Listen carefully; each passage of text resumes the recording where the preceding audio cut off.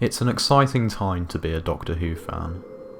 At time of recording, it's November 2024.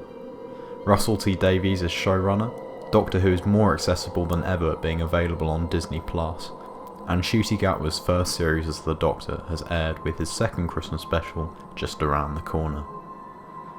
Season 1, as it was called, received mixed reactions from fans, but most seem to agree that Ncuti Gatwa proved himself as a good Doctor, able to stray away from some of the trends we've seen with the character over the last few decades and create potential for exciting new stories that we haven't seen before. Doctor Who fans are a mad bunch, and I know that because I am one, but a question that every single fan has asked themselves at some point when they were a kid, or maybe as they've become adults, is a pretty simple one. What if I was Doctor Who showrunner? How would I do the show? How would I write the stories? On this channel, I run a podcast with my friend Ben called TimeRotorTalks, where we discuss various Doctor Who episodes, and I know that we've both asked that question probably too many times, but in our vaulting ambition, we're going to answer that question in this video. Welcome to What If We Were Doctor Who Showrunners, Part 1. Please grab some jelly babies, a cup of tea, and make sure you're sitting comfortably. This is going to be a big one. Into the vortex.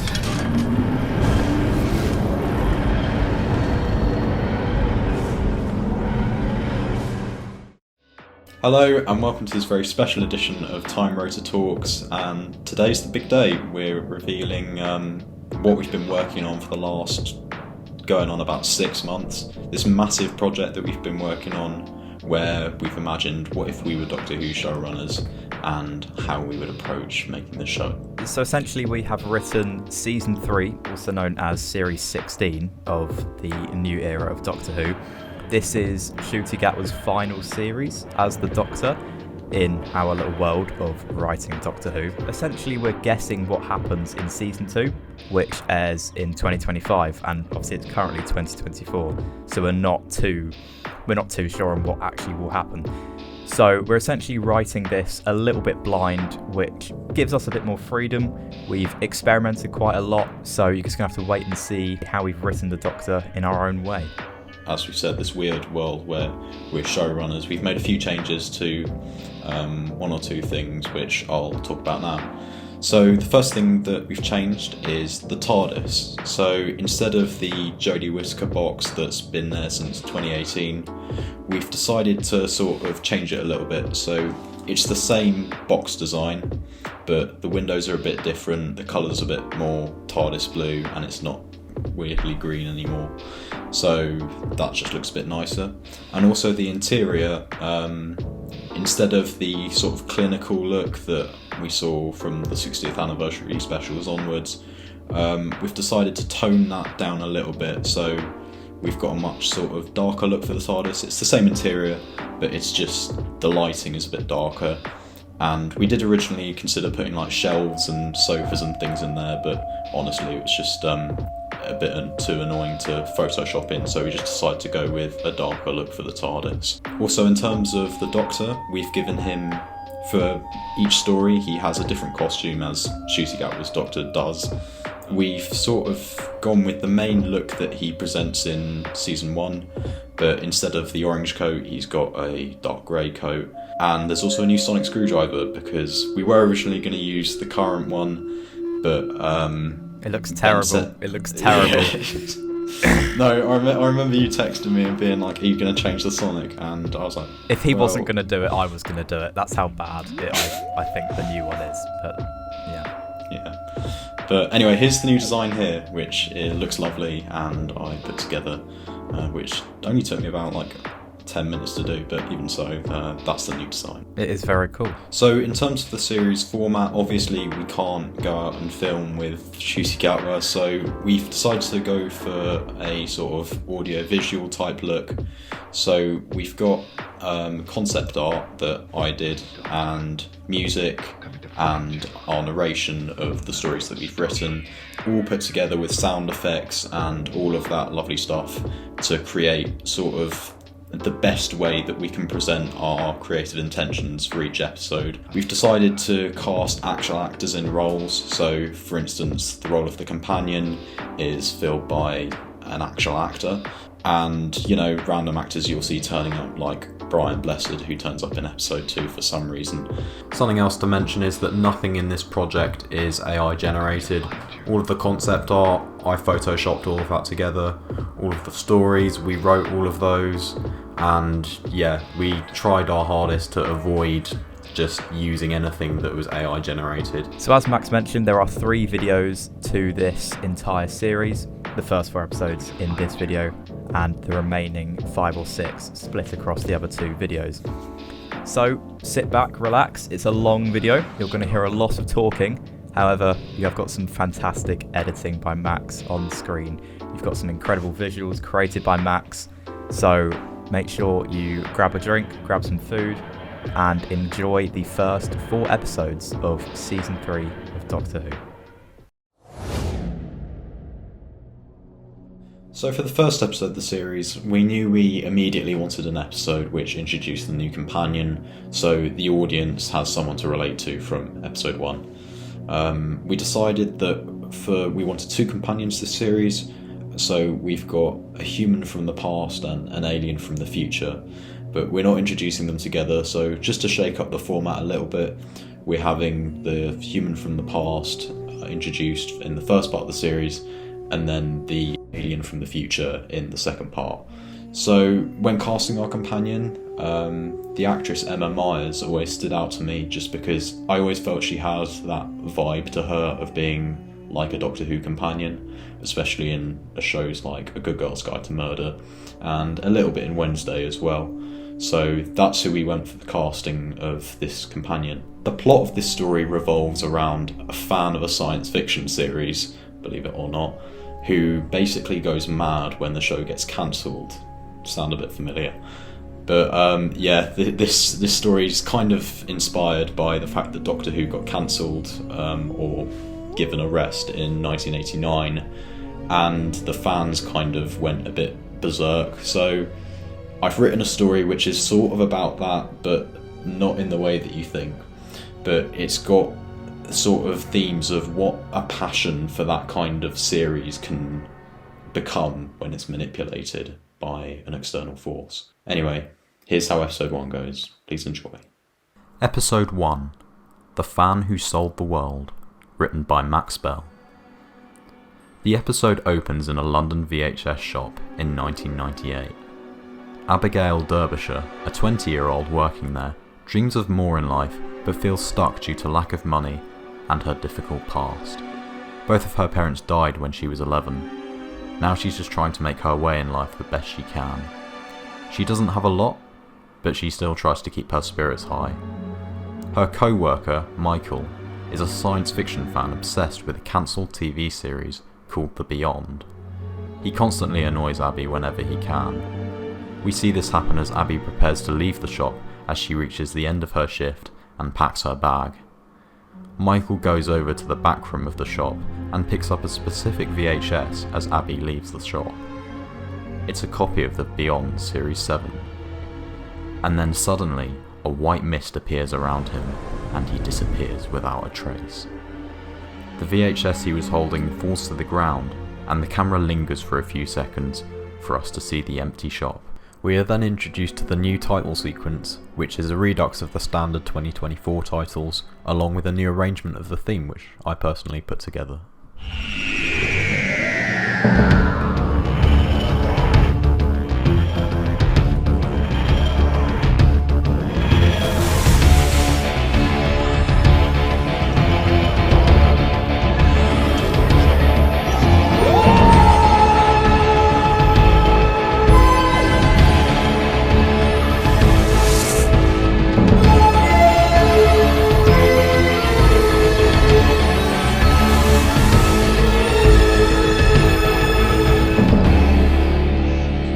We see Abby's day begin with her normal morning routine, brushing her teeth, eating a small breakfast, putting on her red jacket, and catching the bus to work. But once she gets on the bus, she sees an alarming sight.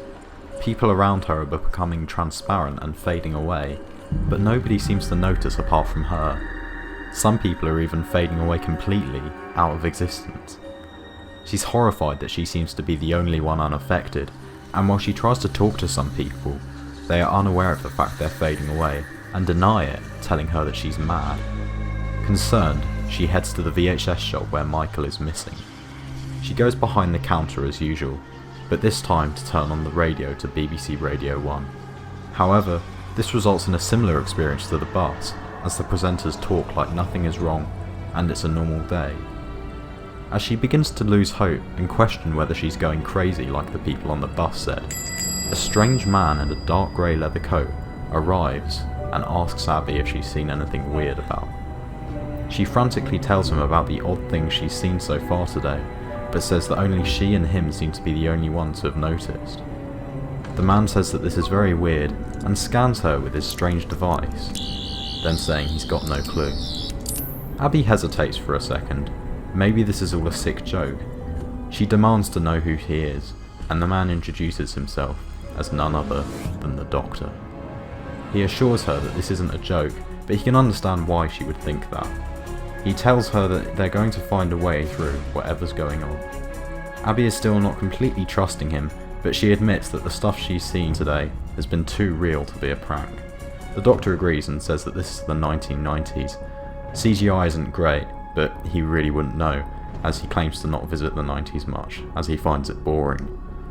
Abby thinks this is a strange thing to say, but goes along with it, as the Doctor asks if she works in the shop, and she nods. He then takes out the device again and begins scanning the shop. She asks what it is, and he tells her that it's a sonic screwdriver and it's helped him a lot over the last couple of thousand years. Abby is about to question this strange comment before the Doctor exclaims how he's found something.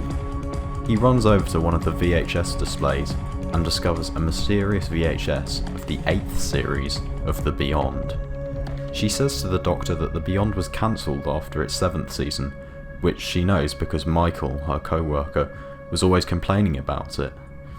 The Doctor, having claimed to have watched the series and met all 8 of the cast, agrees that this VHS should not exist. Abby continues by telling him that Michael has not even come into work today, and then once again asks who he is and what he's even doing at the shop. The Doctor explains the presence of void stuff, a substance from the space between universes, which indicates a serious issue. Abby is shocked and tells him that he's mad, and asks him to leave, before the sonic starts bleeping, and the Doctor says he's got something again, as he runs past the counter and into the back room of the shop. Abby follows him, and they both find a swirling red energy right in the middle of the back room, and the Doctor calls it a wound in reality. Abby's confused and frightened, and asks what it's doing here in a VHS shop of all places, and the Doctor theorises that the presence of the wound is linked to Michael's disappearance, that Abby's exposure to the wound caused her strange immunity to the fact that people are fading away and not realising it. He and Abby then stare into the red abyss of the wound, before the Doctor spins around to look at her, and says that there's only one way to find out for sure. He tells her that he's going inside and that she should stay here. Abby asks what's on the other side of the wound, and the Doctor tells her that he's going in to find out just that, and maybe he'll find Michael while he's at it. Abby tells him that she's going with him, which he forbids. She says that she's seen enough weird things today, what's one more? The Doctor half smirks, as he can sense the will for adventure within her. He tells her that it won't be safe, as whatever's going on with the fading people, the VHS, and the wound in reality is obviously part of some massive plan for Earth. Abby replies by saying she's worked in this shop long enough and seen enough geeky sci-fi movies to know that the best thing to do in these situations is simply investigate. The Doctor laughs and offers her his hand. If she goes with him, her life will change forever. But what has she got to lose? She takes his hand, and they both jump through the wound. On the other side, the Doctor exclaims that they're in a void ship, which appears as a dark room with a table that Michael is wired into. Abby runs up to the table to see Michael with veiny, pale features and wires coming from all areas of his head going into the table and the rest of the ship. The Doctor goes to comfort Abby and tells her that they're going to find out what's going on and see if they can free him. She nods and looks around the room they're in. The walls of the room are almost non-existent, only being replaced by the blackness beyond them. She asks where they are, and the Doctor briefly explains the concept of the void to her, the space between dimensions and universes. He says that he's fairly sure they're in a void ship, a vessel that can travel in the void. He says that he's seen them before, and an old enemy of his once used a void ship to hide away. But this lot, whoever are behind the weird occurrences, are obviously using it for different purposes. The Doctor asks himself under his breath who would use a void ship for any other purpose than hiding away. An alien voice answers him, saying that they would, and the Doctor and Abby look up to see 3 glowing white entities walking towards them, their features distorted and their shape unclear. The Doctor acts confident and walks towards them as well, asking who they are and what they're doing on Earth. The entities introduce themselves as the Xenod, a species from far beyond the understanding of universal creatures. The Doctor scoffs and tells him that he thinks they'll find that he will very much understand, but may not agree with what they're doing as he gestures towards Michael's body. He brings up the presence of void stuff on Earth, and the people fading away as he demands some kind of explanation from them. The Xenod asks the Doctor how he is aware of the void stuff, and he simply replies by saying they're not as smart as they think they are. Character-wise, the Doctor in this series is still his normal self, but he's more impatient and a little less forgiving. However, he still resorts to his normal tricks, calling Abby Abs a lot and the Xenod Honey, as you would expect Ncuti Gatwa's Doctor to do. So he's still very much how he was in season 1 and 2, but he just has less patience and he's going to put up with less crap. As the conversation goes on, the Xenod tell the Doctor and Abby that Michael's obsession with the TV series The Beyond led them to come to Earth and strike a deal with him. They then reveal themselves as energy creatures from beyond the universe, feeding off raw void stuff. The deal they struck was that if Michael allowed them to wire his body into the ship, they would then be able to open a portal to an alternate timeline where The Beyond wasn't cancelled after Series 7 and Series 8 was made, which causes instability. The Doctor interrupts and complains that this instability is causing people to fade away as the 2 universes collide, as 2 universes existing together is starting to cancel out entire timelines. The Xenod ignore this and state that Michael's love of the series was so great that their technology could use his mind power, combined with their own science of course, to open a wound in the fabric of space-time to another universe where The Beyond wasn't cancelled. Michael agreed to this so he could watch more of his favourite series, as he's obsessed with what would have happened if the series wasn't cancelled, and the Xenod did it so they can feed off the void stuff leaking from the wound. The Doctor tells them that they can't do that as it results in the connection between the universes being unstable, as the alternative one leaks into the prime one. What Michael doesn't know is that the Xenod will not let him go afterwards, and they're just using his mind and his passion for the TV show. The Doctor concludes that if they don't close the wound and stop the Xenod, the whole of the universe could be consumed by the alternative timeline, which will result in the total destruction of both universes simultaneously. The 3 Xenod leaders say that they are there to absorb as much void stuff as possible and bring it back to their own dimension where the rest of the Xenod can feed off of it. The Doctor asks them why not just collect the void stuff directly from the void, as that's where they exist, but they reply that they need raw void stuff that has leaked through the walls of the universe, which apparently makes it tastier, and Michael's obsession and their technology combined had the power to open a wound where that raw void stuff could exist. Abby and the Doctor are eventually thrown out of the void ship after the Doctor threatens to stop them if they don't close the gap and go back to their own dimension. They both attempt to get back in, but the wound is becoming more unstable and they don't have the strength to get through. They both run off out of the building, and Abby is shocked at the situation as she asks what they're going to do as they both sprint down the street. But the Doctor simply keeps running until the 2 of them reach a strange blue box around the street corner. Abby asks more frustratedly what they're doing here and comments that everyone around them is still fading and they need to do something or they'll all end up dead. The Doctor opens the door of the blue box and runs inside, and Abby instinctively follows him. But she's not prepared for what she'll find inside. Abby can't quite believe her eyes. How could a wooden box lead into this? She runs outside again, checking each side of the box, before going back in, as the Doctor watches on, while leaning against the console, beaming at what he's beamed at so many times before. He watches on as Abby looks around at the TARDIS, perplexed by the sheer size of the inside of a small police box. He introduces the TARDIS to her, telling her it stands for time and relative dimension in space. Abby is still shocked at what she's witnessing and asks how it can be bigger on the inside. The Doctor states that it's a trick with mirrors, before telling her that he's joking, and it's done with dimensional engineering. Abby comments that his first answer made more sense, as she continues to look around the box in wonder. The Doctor turns on the monitor on the wall, which reads that they've got 1 hour until the two universes collide and begin eating each other irreversibly until there's nothing left. He expresses his concern at this and tells Abby that he's not sure what they're going to do, as he doesn't know how they'll close the wound. Abby says that he's got this thing as she looks around the TARDIS and asks if he can't use it to do something to close the wound. The Doctor corrects her by telling her it's called the TARDIS. Abby asks a lot of questions, such as pointing at various things on the console and asking what they are. She then looks at the coffee machine and asks if this place is a really expensive coffee house, before the Doctor walks up to her and says that it's a time machine. Abby stares at him and half laughs before realising that he's being dead serious. She then lists all the strange things she's seen today, starting with the transparent people on the bus, all the way to a bigger on the inside wooden box that's now apparently a time machine. The Doctor tells her that she can believe whatever she wants to believe, but they need to stop the Xenod before it's too late. He asks her that if she believed everything he's told her, what would she do to stop the Xenod?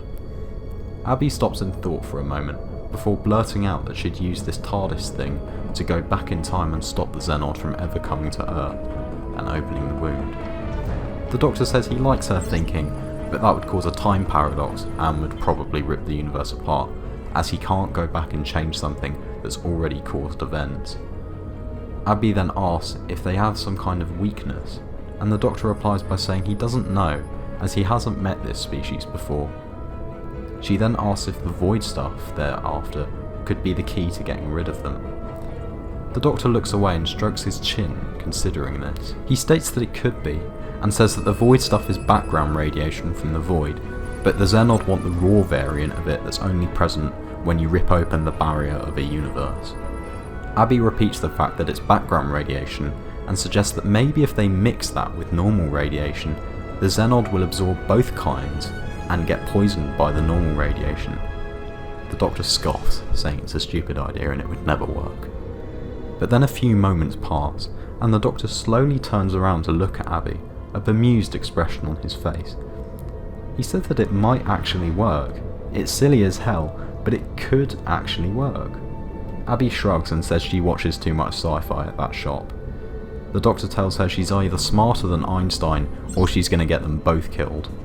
She grins and asks if they're going to do that, and the Doctor laughs as a smile widens across his face before he states that they're going to get some radiation and stop the Xenod, and that if she wants proof that the TARDIS travels in time, this is her lucky day. He leaps over to the console and flicks a few switches and presses a few buttons before pulling the lever. The TARDIS begins to take off, the console room beginning to shake. Abby grabs onto the console for balance, as the Doctor says that it's not usually as bumpy as this. The lights in the room go red and the cloister bell sounds. Abby asks what's happening as the Doctor operates the console, stating that the TARDIS doesn't like the temporal instability caused by the wound in reality, and he quickly explains that the TARDIS is a living being, not just a ship. Abby rolls her eyes and says that she's heard too many things today that don't make sense. The TARDIS groans, and we see it break through the unstable takeoff as it spins violently through the time vortex. The Doctor flicks a few more switches, and the light goes back to normal as the cloister bell stops. He then tells Abby that they're in the time vortex, but before she can reply, the Doctor tells her to take a look outside the doors. She's sceptical, but she walks over to them and opens the wooden doors to see the never-ending tunnel that is the vortex. It's in its updated red and gold colour scheme as seen in the new title sequence. She looks at it, completely astounded by what she's seeing. The Doctor explains that the TARDIS gets to different times by travelling through it. Abby closes the doors and asks where they're going to get the radiation from, finally deciding to accept things at face value. The Doctor tells her that it's a surprise, before once again pulling the lever as the TARDIS lands. He then walks outside the door and past Abby, as he states that the TARDIS has got an oxygen bubble and they'll be able to breathe outside. He then opens the door and steps outside, as it's revealed that they've landed on a moon next to a black hole. She asks where they are, and the Doctor grins as he tells her that they're on the 7th moon of Millet, going on to explain that smaller black holes like this one that the moon is orbiting emit a form of radiation. If they can channel that radiation into the wound back on Earth, then they'll be able to poison the Xenod and save the universe from the colliding with the other one that's been opened up. Abby asks if this will save all the fading people as well, and the Doctor nods enthusiastically, saying it will reverse all the effects of the wound. She scoffs and says it's just as well she had that radiation idea, otherwise they'd be in quite a mess. She then asks how they're going to get the radiation to Earth, and the Doctor beckons her inside the TARDIS, before explaining that this ship is a lot bigger than just this room. There's a swimming pool, a library, a cinema, but there's also quite a lot of storage rooms. He says that it will be a bit difficult, but if they fly close enough to the black hole, they should be able to get the TARDIS to absorb enough radiation into the lamp. Abby questions whether she heard him correctly, and he tells her that the lamp is bigger on the inside as well. She replies by saying of course it is, before the Doctor once again pulls a lever and we see the TARDIS fly off the moon and closer to the black hole. The Doctor struggles to retain control of the TARDIS as he's almost climbing on the console to push all the buttons he needs to. He gets Abby to hold down a few levers for him on the other side before the interior begins to shake and the TARDIS starts to get sucked into the black hole. The Doctor presses a button and we see the lamp glow in white, absorbing the radiation in the area. Eventually, the TARDIS collects enough of it, and Abby expresses her relief as the shaking stops, and the Doctor sets the TARDIS to materialise. As they land, the TARDIS appears closer to the VHS shop than last time. The Doctor and Abby run towards the TARDIS exit, but the Doctor stops her and explains that the radiation they've collected is deadly to humans, and the exposure of it around the wound will probably kill her. Abby asks why it won't kill him too, and he casually explains that he's not human. She's not even surprised at this point. He then takes a packet out of his jacket pocket with pills in and hands her one, saying that it will stop her being affected. He then sonics the monitor on the wall as the timer reads that there is approximately 35 minutes remaining until the two universes collide irreversibly. Abby says that they're doing okay for time, as the two of them exit the TARDIS. They then enter the shop, and as they get towards the back room, they both stop as the Doctor raises his sonic screwdriver in the direction of the TARDIS. He presses the button and activates the release of the radiation, as we see the lamp light up once again. He then directs the screwdriver towards the wound itself, and we see the green mist of radiation float through the windows and go into the back room. The wound in reality suddenly turns from red to orange, as they both smile at the fact that their plan seems to be working. The Doctor then states that the effect should mean that the wound is easier to get through, and Abby is confused, asking why he's going back inside the void ship. He explains that the radiation is only currently affecting this side of the wound, and hasn't gone through to poison the Xenod yet, as he wants to give them one last chance to leave before he does anything too drastic, as there's little point causing any unnecessary death. Abby agrees, and they both step through the wound, both back where they were before in the void ship with Michael's body. The three Xenod are there waiting for them, and immediately ask what they've done and why their systems are detecting insufficient void stuff readings, and readings of other radiation as well. The Doctor explains that there's no way in hell that they're going to let two universes destroy each other, simply so the Xenod can have their raw void stuff, as there's countless lives that would be lost. The Xenod then threaten the Doctor, and say that if he doesn't undo whatever he's done, they'll kill both him and Abby right where they stand. Abby watches on as this conversation intensifies. The Doctor then holds up his sonic and states that if the Xenod don't close the wound, leave this universe and release Michael, he'll activate the full force of the radiation and let it spread through the wound to poison the void stuff that the Xenod are feeding off of at the moment. The room is silent for a moment as the Doctor tells them that they can either choose life or death, which is an easy decision, but they should remember that he's the one giving them a choice, and not somebody else. The Xenod ask why he's giving them this choice and not just activating the radiation.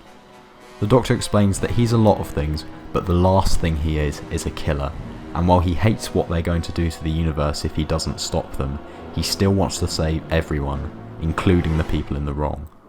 Abby's just staring at him. She's never met anyone remotely similar to him. The Xenod begrudgingly accept, and the wires around Michael's head detach themselves as he begins to cough and regain consciousness. Abby runs over to him and tells him he's okay, as the Doctor thanks the Xenod and tells them to never return to this universe, and they'll have to find another way of finding raw void stuff that doesn't involve punching a hole in the fabric of reality. We then cut to the back room, as Abby and the Doctor carry Michael through the wound before placing him on the floor. The wound then begins to make a strange noise, and the two of them watch as it closes, and disappears as if it were never there. Michael begins to wake up, and the Doctor tells Abby to get an ambulance, as he'll take a while to recover. She asks him if everything's back to normal now, and he nods, saying that the wound has been closed, so the other universe has been cancelled out, and everyone will have stopped fading, not that they ever knew what was happening. The radiation has also been cancelled out by the wound closing, and all of the effects have been reversed. She then looks down at Michael, and is about to ask something else, but trails off as she looks up, and the Doctor is gone, with the shop doorbell ringing in the background. He's left. We then see a montage of the emergency services arriving, and asking Abby questions which she lies about not having the answers to, as they'd never believe her, before they take Michael away on a stretcher. She walks out the shop and turns the open sign to closed, before looking down the street to see that the TARDIS is still there. Her expression changes, as if she's figured something out. She then walks up to it, opens the door, and enters the vast time machine. The Doctor is once again leaning against the console, clearly waiting for her. Abby then says to him that he clearly knew what he was doing back there with the Xenod, and yet he asked her for a solution before she came up with the radiation thing. She adds that he even had the radiation pills in his pocket. He knew how to defeat the Xenod. He tricked her. The Doctor walks towards her and says that he's been travelling around for a long time, and he runs into trouble like that a lot. But he wanted to see what Abby thought they should do, and she came up with the right solution. Abby is unsure what to think of this, telling him that even though she came up with it, he gave her pointers in that conversation that led her to the solution that she got. The Doctor says that it doesn't matter, because most people would have missed the clues he was giving her, and that says a lot really. Abby then accuses him of testing her, which he denies and says he was more checking her. She then asks for what, and he replies simply for time and relative dimension in space. The Doctor then hops around the console and says that they're in a TARDIS, they can go anywhere and anywhere in the whole wide universe if they wanted to. He walks back to her and asks her what's stopping them. Abby's dumbstruck at what he's saying, asking if he wants her to come with him. The Doctor corrects her and says that the right question is whether she wants to come with him and see everything. Abby considers this. She doesn't really have anything waiting for her at home, but does she want to go and run away with an alien in a time machine? Abby repeats the Doctor's references to having travelled a long time, and running into a lot of trouble, and she asks if that happens a lot. The Doctor nods and says that when he met her, he saw the will for adventure in her eyes, and that's why he tested her, to see if she's got the guts to travel with him, to fight the monsters, and to see the sights that nobody else gets to see. He continues by saying that he travels for both those things, that there are monsters out there that need to be fought and people waiting to be saved, and there are also sights that need to be seen and experiences waiting to be lived. And if Abby wants to do that with him, then there's nothing in the universe stopping them. She's convinced. She wants to do it, and she's never really wanted anything more. She accepts, and the Doctor beams as he laughs and runs to the dematerialization lever. He asks her if they should do it together, and she nods excitedly as they both place their hand on the lever before pulling it, and the TARDIS engine sounding as the police box takes off, fading away from the street.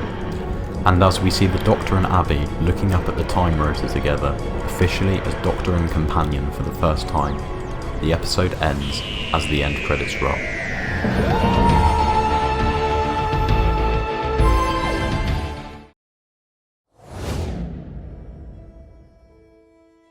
Hello, my name is Charlie Conahan, and I'm the writer for episode 2 of the series you're just watching right now. I originally got the idea for the story when thinking about if people from the future went back in time and kind of trapped people from the past in some sort of terrible situation. I wanted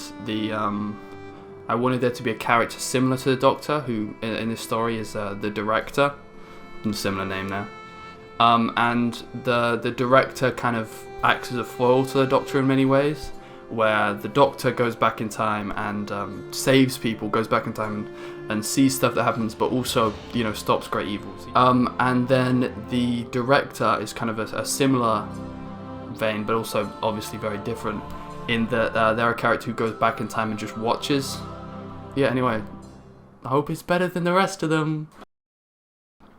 Episode 2, A Trip Through Time, written by Charlie Conahan.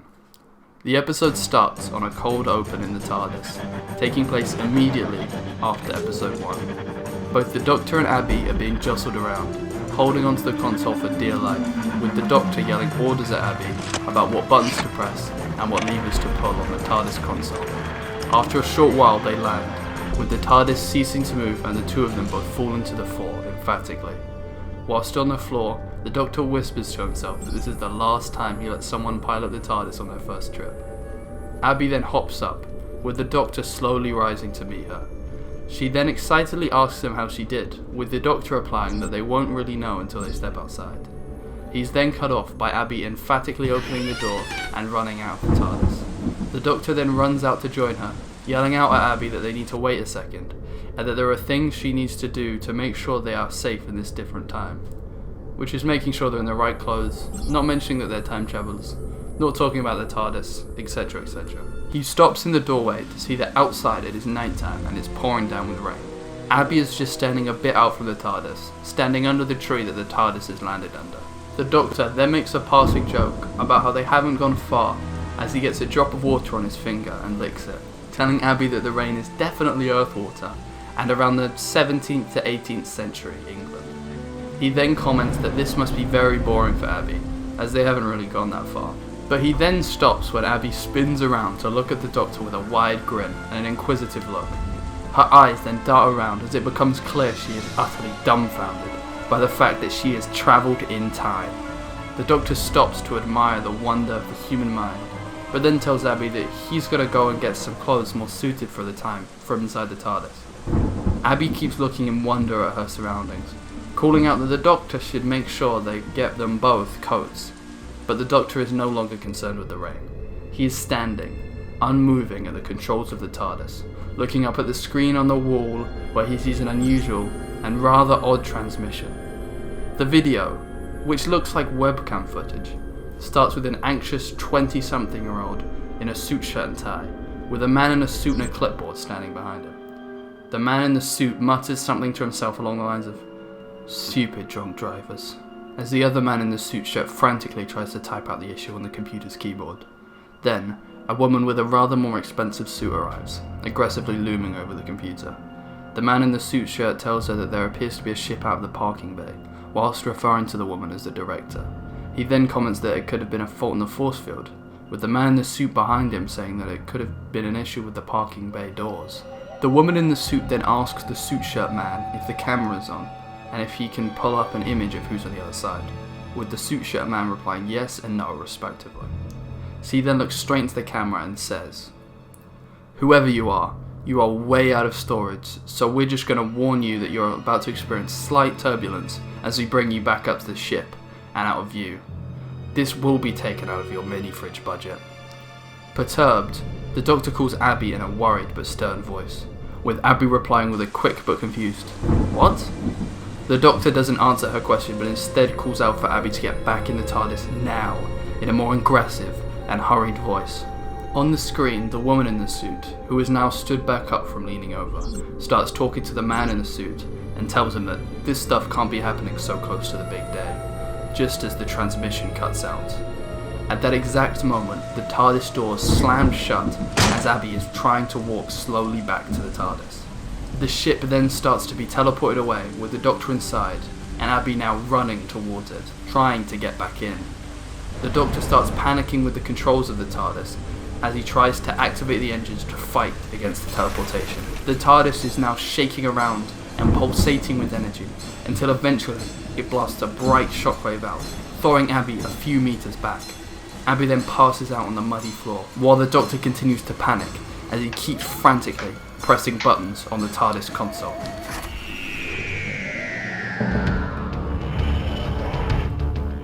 The screen fades to black after the titles, then cuts to a very close-up shot of dark fabric with nothing around it. We then have a shot of Abby with the fabric bag on her head tied up to a chair on one side of the room. Abby starts to jostle around violently and yell out threats in the air around her until she eventually loses steam and just sits there. She is then lightly prodded with a pitchfork, which aggravates her again, starting up her shaking and yelling once more. She's then prodded once more before a hand yanks the bag off her head in one swoop. Abby then sees that the people who had tied her up are a group of several dozen Stuart-era peasants and villagers who all stand huddled around on the other side of the small stone room. She tries a few times to say something, but stumbles over her words and doesn't get anything out. One of the villagers, a large man with a full beard and pitchfork in hand, loudly and accusatively asks Abby who she is and where she's from. Abby is so shocked by the villagers talking to her that she shuts her eyes and starts to whisper to herself that she's just dreaming. Just then, the main villager asks her, the same volume as before, but this time more aggressively, what she is muttering. This gets the villagers behind him to start quietly chatting to each other about angels, devils, and skymen, as well as talk of the great flood striking again. At which point the main villager prods her with the pitchfork again and demands that she tell him who she is, where she is from, and what business she has in the village. Abby then suddenly and abruptly looks up at the villagers as she starts to call out her words very directly and intentionally. I am the Archangel Doctrine, and I am here to warn you all of the great travesty that is to befall your village. And if you don't, then I can only bring you my best wishes. The villagers all look dumbfounded, until suddenly, and surprisingly, the sonic screwdriver falls from the sky, through the ceiling, and onto the ground, activating a hologram of the Doctor to appear, larger than life, speaking out the ominous words, I'm sending this message to warn you of a great flood that will destroy the village you are in exactly 3 days' time. The episode then abruptly cuts to the Doctor, looking exhausted and very ill, as he lies on the TARDIS floor trying to pull himself up. Just as he gets up, he lurches forward as he tries to hold in some sick. Rushing to the door and falling to his knees outside, throwing up on the metallic floor, the Doctor mutters to himself something about the worst tractor beam in his life. He then stands up and turns around, but instead of seeing the TARDIS just as it was, it's now gone. He cranes his neck upwards to see that it's being pulled up on a large metal platform into some sort of storage facility on the walls of what he now sees as a large hangar bay. He continues to look around and sees a single door with the word elevator written above. He runs up to the lift, bypassing the card scanner on the side of his Sonic as he enters. He presses the only other button on the panel, the first viewing deck. He arrives at the first viewing deck to discover that he appears to be in the bottom floor of a large cruise ship, many floors tall, in the middle of the night, fit with closed shops and almost fully empty tables. Above him is a large see-through force field ceiling to form a large tube in the middle of the ship. He then sees an elderly couple, one of the only people there and the closest ones to him. The Doctor walks over to ask where he is, but is distracted at the end of his sentence by the discovery that through the force field and down below the ship is a small Stuart village, illuminated in the moonlight. It's filled with a few dozen houses, a main hall, a church, and a town square. The elderly man beside the Doctor then tries to get his attention again, holding out his hand for a handshake, as he introduces himself as Otto and his wife as Gertrude. Otto makes a passing comment that the Doctor must have been a late arrival, but the Doctor interrupts him by asking him again where he is, and telling the two that his friend is down in the village. Gertrude takes out a pamphlet from her bag and flips to the map page, getting ready to point out the floor and location on the ship, but the Doctor notices that the front of the pamphlet looks odd, with the words "Once in a lifetime real medieval village flood cruise" written on the front, and asks if he can borrow it. Gertrude says yes, and the Doctor takes the pamphlet and reads out the rest of the text on the front, which goes, "Take your whole family on the very best 5-star cruise the fourth dimension has to offer. Watch as the village is ravaged by a once-in-a-century flood that will be sure to leave your jaw on the floor and your little ones entertained. Come and take the whole family on a trip through time Enterprise's time cruise." The Doctor is utterly flabbergasted by this, but Otto and Gertrude don't seem to mind, with both of them joining in at the end of the passage. The Doctor then looks down at the village hall using the pamphlet as a mock telescope. He sees that there are parallel drag marks across the mud leading into the hall that must have been caused by someone's legs being dragged. Abby's legs? The Doctor then goes up to the tourists, shaking them, and then telling them once again that his friend is down there and needs help. Otto and Gertrude don't say anything, as he moves away from them, looking along the force field producing wall for a panel or hatch of some kind. This alerts security, who start to dawdle closer. The Doctor finds a small hatch and gets the sonic out, and starts messing around with the cables. He uses the sonic to create a small volatile opening in the force field, around the size of a grape. The Doctor tries to get the opening to widen, but the sonic can't. Upon hearing footsteps behind him and turning around quickly to see a security guard approaching him, the Doctor starts to record a very quick message on the sonic that goes as follows. "I'm sending this message to warn you of a great flood that will destroy the village you are in exactly 3 days' time." The Doctor then jolts up and walks towards the guard, yelling at him that his friend is down there and she needs to be saved from a flood. The guard then talks into his mic and audibly calls for backup. This causes the Doctor to quickly rush back to the panel to mess with the wiring again. The guard then yells at him to stop and show some ID, while the Doctor creates a bigger hole in the force field. When the guard is looking behind him to see more guards approaching, the Doctor quickly looks down, calculates the perfect angle, and throws away the sonic. "Hands up and show me your ID. You're clearly alarming the other guests," the guard says back. The Doctor obliges, chucking his psychic paper at the guard before raising his hands as he says to the guard that his name is John Smith. The scene ends and cuts abruptly to black there. We cut to the next morning, as Abby opens the door of one of the village houses. Outside her door is a large congregation of villagers, all looking up at her, holding up gifts of vegetables and wheat. As she walks down the steps, cutting the crowd like the Red Sea, the man who originally poked her with the sticks meets her at the bottom of the steps and asks her if she would like to come with him to the town hall. When they arrive, the man, who introduces himself as the village mayor, shows Abby a large wooden chair that stands on the other side of the room that she was originally sitting in when she was tied up. She then takes the seat, which looks somewhat like a throne, causing all of the villagers to fall to their knees and tilt their heads downwards to avoid her gaze. The mayor says that the village doesn't have much, but then claps and calls 3 children to come in from outside with gifts for her. 3 kids enter, the first with a cloak of fur to wear, the second one with a wreath of flowers, and the third one with a basket of fruit. Abby accepts the gifts in good faith, but then stands up and raises her voice to tell all the villagers that they must leave the village immediately or be condemned to death by the flood in 3 days. But as she is saying this, one of the villagers, a young man, stands up and declares that if the Lord had sent his flood, he must have sent it for a reason.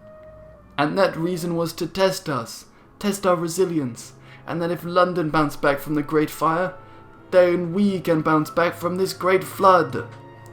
The villagers all mutter amongst themselves until Abby coughs and asks for the villager's name.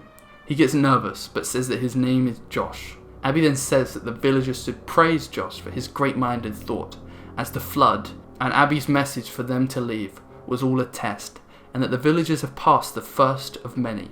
before asking the mayor for a tour of the nearest waterways. Meanwhile, the Doctor wakes with a headache as he gets up and realises that he's in what appears to be a stereotypical 1900s British police cell. The Doctor then goes up to the electronic lock and tries to get his sonic out, but then realises that he doesn't have it on him. He then rests his face against the bars for a few seconds, until the same security guard that arrested him earlier then walks in, looking very happy and whistling a tune. He taps the sleeping guard on the shoulder, takes his keys from his pocket, and opens the electronic lock as he tells the Doctor to follow him into the next room. Walking into what looks like the guard's office, the guard tells him to sit down and then starts to apologise to the Doctor, saying that the incident that occurred yesterday was simply an error in security procedure, and the Doctor can go free of charge. The guard then gets out the Doctor's psychic paper and a small card, telling him that he can have his ID back, as well as his card for his room that the Doctor should be more careful not to lose. Error? The Doctor says, angrily getting louder and louder with every word. Error? What happened yesterday is just an error? The guard calmly states that if the Doctor has an issue, he can file a complaint, as he gets out a form from his desk. He then brings up the fact that Abby is still down in the village and that she's not safe, but the guard simply replies that the Doctor can file that as another complaint form too. The Doctor stands up, leaning over the table, and picks up his psychic paper and yells that he is from the New York Department of Investigations, and the guard must listen to what he has to say. The guard glances up at the paper, but then back down to his desk, telling the Doctor that what he's holding up is just a blank piece of paper. The Doctor looks at the psychic paper and then storms out and walks to the first viewing deck, where he sees more guards stationed around the middle circle of force field, preventing him from trying to mess with the electricals again. He looks around a bit and sees another lift marked elevator, but he's confronted by a card reader. He tries to get his sonic out, but he remembers again that he doesn't have it, but then seems to feel his card that the guard gave him, which he tries to use to get the lift to work, but the door won't open. He then sees a family arrive at the door, with one of the parents using their card on the lift and opening it. The Doctor makes a pass-away comment about how he dropped his card in his tea earlier, which gets no response outside of a blank stare from the parents. He joins them in the lift, but notices that the top floor could only be accessed with a card reader labelled staff only instead of a button, so he waits the family to press the floor 3 button before pressing the floor 4 button. When they arrive at the 3rd floor, labelled as the water park floor, the family get out, and the Doctor is left the only person in the lift. He then gets to unscrewing the button panel with a small coin from his pocket as soon as the door shuts, and after bypassing a few switches, he is then able to take an express trip to the staff-only top floor. When he finally reaches the top floor, he storms out, marching straight past the receptionist at his desk. The Doctor storms on through, turning a corner and opening double 18th century doors into another hallway, but he is immediately shocked when the woman from the video on the screen of the TARDIS is standing there on the other side of the door, right in front of him, with her hand out to shake his. She smiles, asking if the Doctor is John Smith, before swiftly apologising for the error in security earlier. She quickly introduces herself as the director before the Doctor can say anything, and then tells him to follow her to her office. Upon noticing the Doctor appears angry as he scowls at her, she leans forward to whisper into the Doctor's ear to not make a scene. She then very subtly gestures towards the guards standing around the room before turning around and walking towards her office.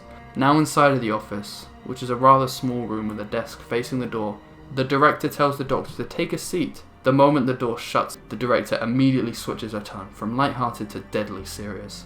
As she starts to move around the objects on her desk, not looking at the Doctor or sitting down, she asks the Doctor blankly, "So if you're a reporter, who do you work for?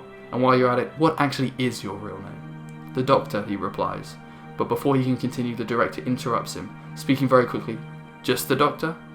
The Doctor then stops talking and stares down the director for a few seconds, before asking who she is. She then responds very quickly, simply saying she's called the Director. He then continues to argue that the Director must go down and rescue the villagers, as he swaps over to get his psychic paper out of his right pocket. He chucks the psychic paper onto the table and readjusts his seating so that he's higher up in the chair. He then says again that his friend is in the village and needs to be rescued, or else she will certainly die. "And this is ID for what, exactly?" the Director asks sarcastically.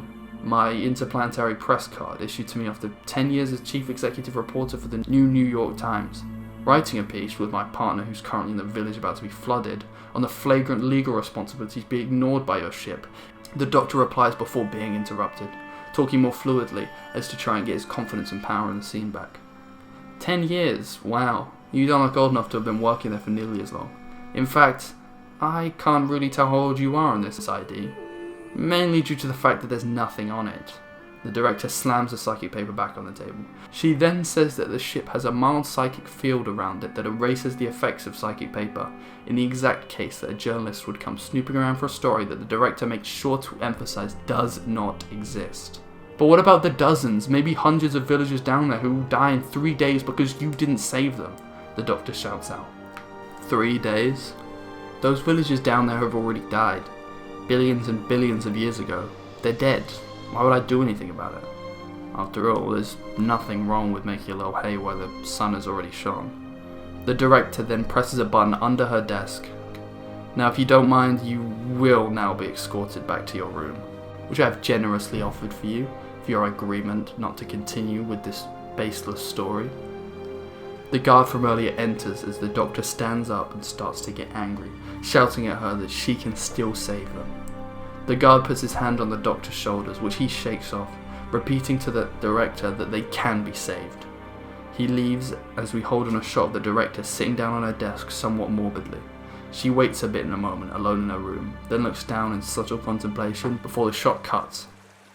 Cut to Abby and the rest of the peasants standing by the nearest river to the village. The mayor stands at the front of the congregation of the villagers and explains to Abby how the river travels down from the faraway hills and into the sea, only a couple hundred meters from where they are now. Abby then asks that she communes with the Lord on high in peace. The villagers oblige and Abby walks over to the nearest place out of view. She takes a couple breaths and then takes out the sonic from her pocket and tries to use it to communicate with the Doctor, pressing whatever button she can to get it to work, but all she can do is to get the recording of the Doctor to play again. She then starts to get emotional and tries to talk to the final frame of the Doctor to ask what she should do to save the villagers. She then takes another deep breath to try and regain her composure and get back into character. She then comes back to the villagers, where she then asks the mayor what everyone in the village can do. The mayor first responds with the fact that they have farmers. Abby then tells the village that the farmers can dig up the riversides to try and widen it, which the villagers respond with enthusiasm to. The mayor then says they have stonemasons, so Abby says that the stonemasons can build a wall up on the side of the river facing the village. The villagers respond with another bout of joy. The mayor then finally says that they have many weavers. Abby says that the weavers can make small bags to be filled with sand from the beach to be portable walls in case the flood gets too bad. Just then, one of the villagers in the crowd, the same one who questioned Abby earlier, calls out to say that the farmers could also dig another river further upstream to divert the floodwater. There is a silence among the crowd as the villagers are nervous that the suggestion would be taken as a form of insubordination and would be punished by Abby. Instead, Abby praises the villager for their unique input on the conversation.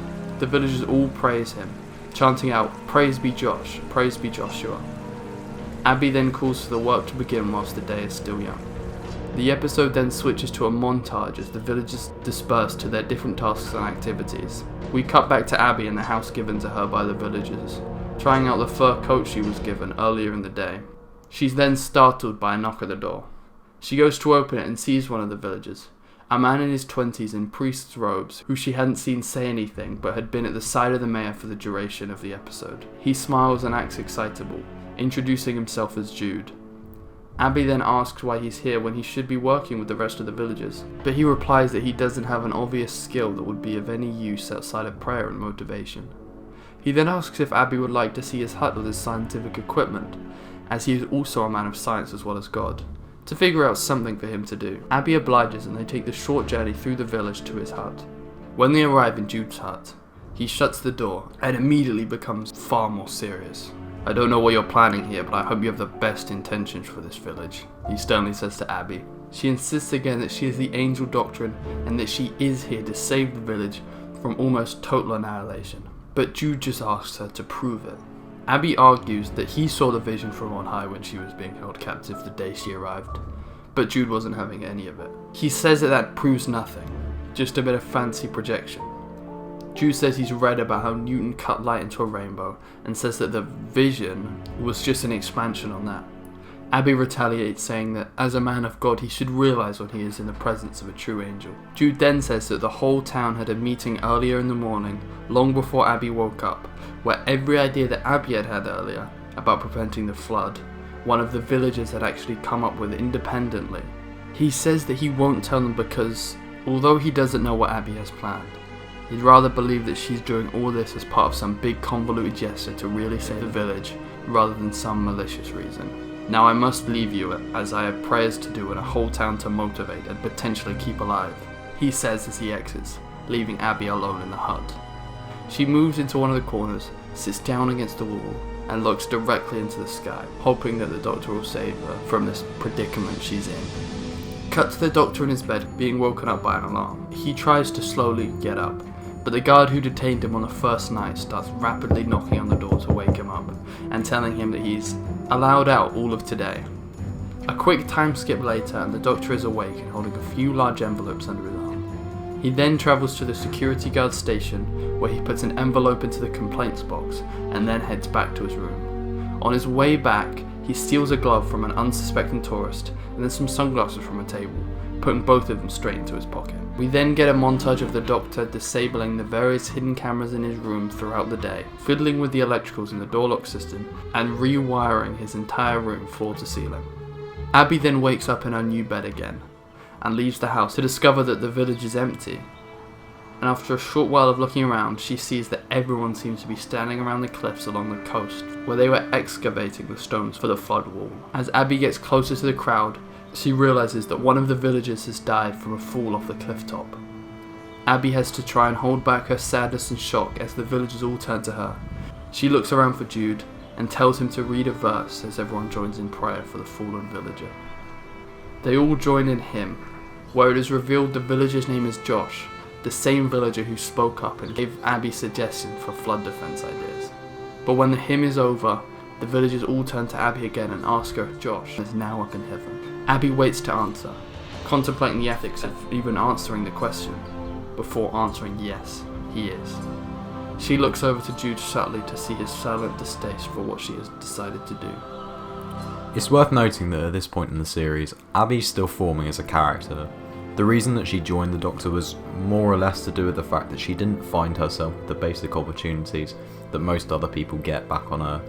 So when the Doctor offered her a massive opportunity, like seeing the universe, she basically jumped at the chance. In this episode, Abby's put in a position of power, which is something that she's never really experienced before, so her approach is intended to make her ask questions about herself and how she comes across as a leader, especially since the Doctor isn't there to guide her, so she sort of has to go off on her own. But anyway, back to the episode. The mayor then calls to attention the village and demands everyone do work double quick in Josh's memory. The villagers then slowly start to drift away one by one. While they file away, Abby hears that some of the villagers are gossiping that the real reason Josh died was because he had spoken up too much in the town meetings, and the Lord had forsaken him so. After the rest of the villagers leave, Jude finally departs, and Abby stays with the dead body.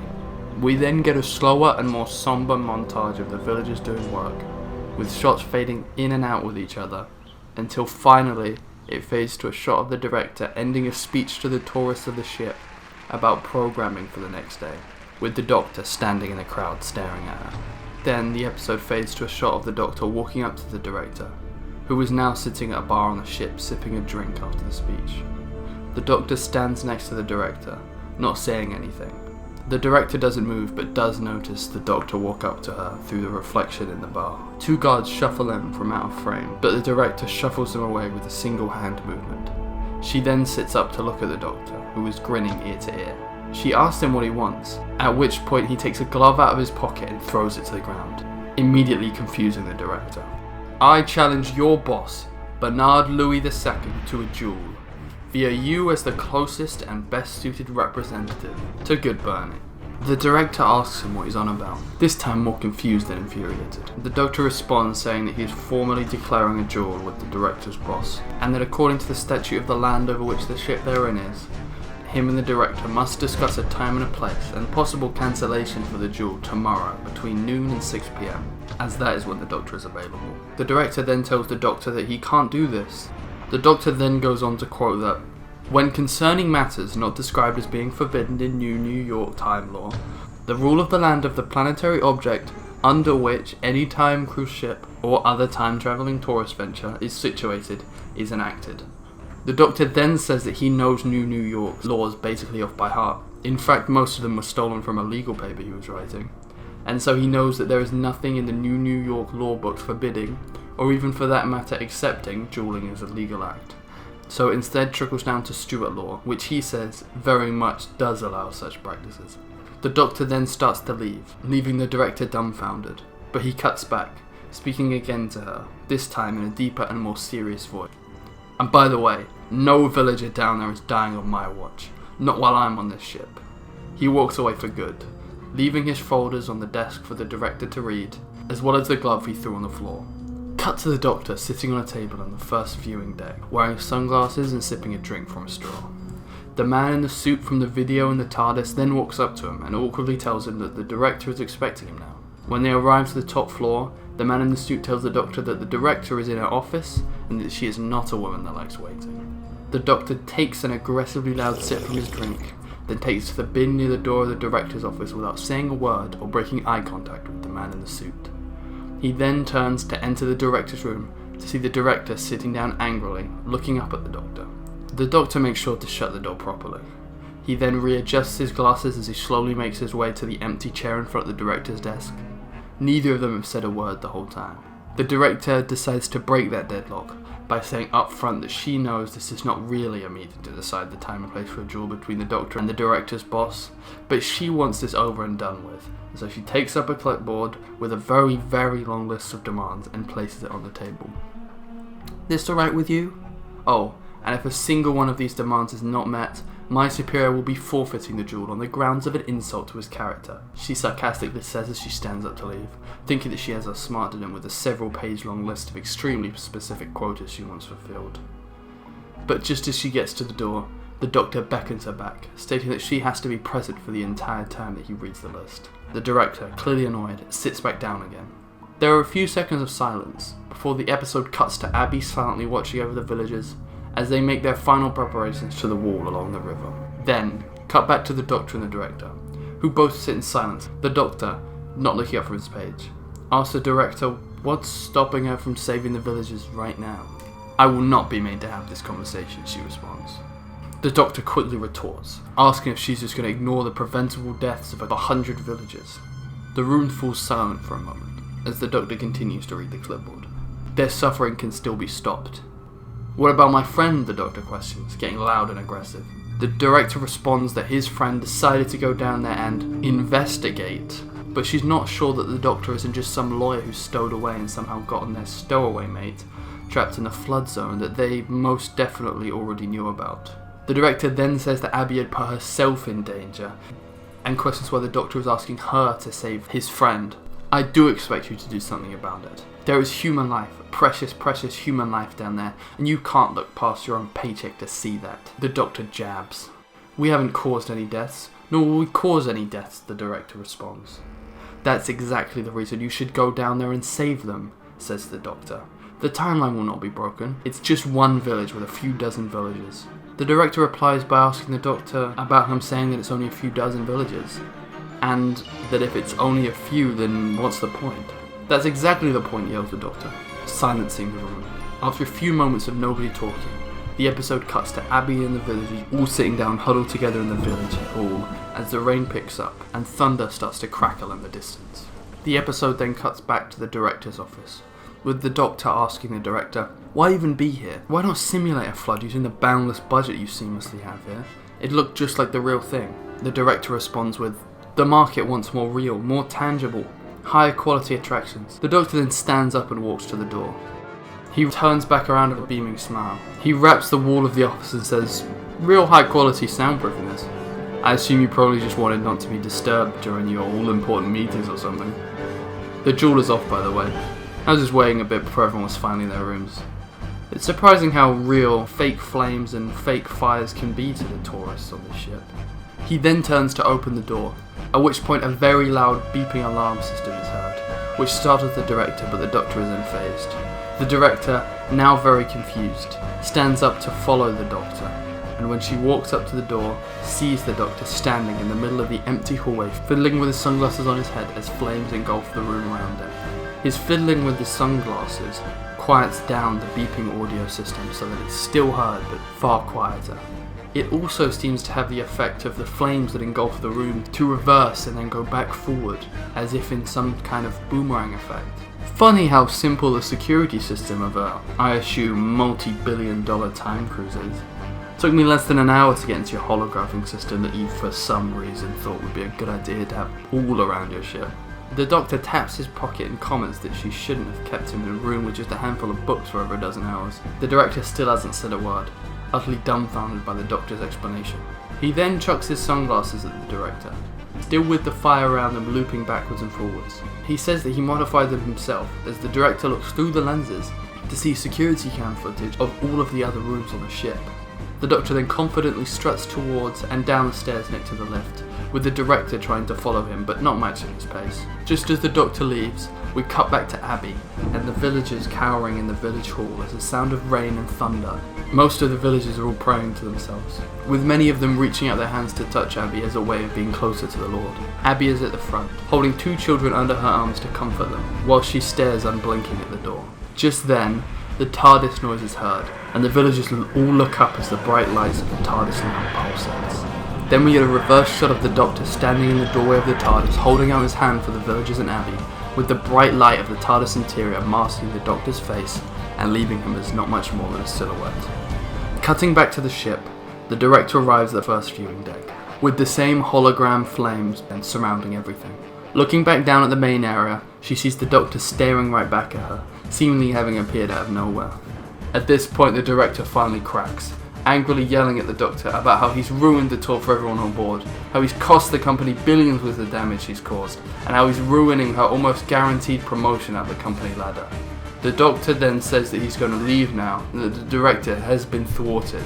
He then turns to walk around the nearest corner, with the Director getting so angry that she starts to chase after him in a blind rage. But just after the Director turns the same corner that the Doctor just turned, he's heard yelling, "Now, Abby!" The Director then looks around to see that she has just entered the doorway of the TARDIS with the Doctor. The villagers all stood in front of her around the main console. But before she can do anything, the doors are slammed shut by Abby. The Doctor presses some of the TARDIS controls, causing it to start dematerializing. The Director looks up at the Doctor and Abby and tells them that she knows what they're planning, and that it is beyond illegal. The TARDIS then lands back in the village hall. The Doctor, not reacting verbally to what the Director has said, walks up to her. He then snaps his fingers, swinging the doors of the TARDIS open, and uses his sonic to vent the atmospheric bubble in the TARDIS out of the door. The Director tries to hold onto the banisters next to the door as the strong wind gusts try to push her out. She then, yelling to overpower the incredible sound of the wind, tells the Doctor and Abby that they are worse than her for what they are doing. The Doctor, still silent, keeps staring at the Director holding on for dear life. Just then, the Director is sent flying out of the TARDIS into the village hall, with the Doctor snapping his fingers to close the door and stop the venting. He then turns to the console again and starts the TARDIS's materialization away. This causes Abby to rush over to him and beg him to save the Director, and that even though she doesn't know what the Director did, whatever it is, she doesn't deserve to be condemned to death by the Flood for it, and that he has to save her, as she proceeds to remind him that he said he saves everyone, like they did with the Xenod. The Doctor starts to press buttons and pull levers on the console, causing the TARDIS to materialize back to the village hall. The Doctor rushes to the door, with Abby following behind him. We then cut to a shot of the Director looking up as she sees the TARDIS appear. The episode then cuts to a short while later, after the Doctor has travelled to the next morning in the village. The Doctor, now looking far more happy and bouncy, stands at the door ushering the villagers out one by one, each one giving him praise and thanking him for saving them. The Director is sitting in a chair covered in a blanket looking down sorrowfully. The final villager to leave, Jude, shakes the Doctor's hand and tells him how much Abby had helped the village, giving them enough time to last before the Doctor showed up. Abby, who is standing on the other side of the TARDIS thinking to herself, just looks up at the door at Jude's remarks, but doesn't say anything. The Doctor then shuts the door after Jude leaves and turns to the console, exclaiming out loud that they are now going to travel to the year 5 billion, making a joke that it's actually New York.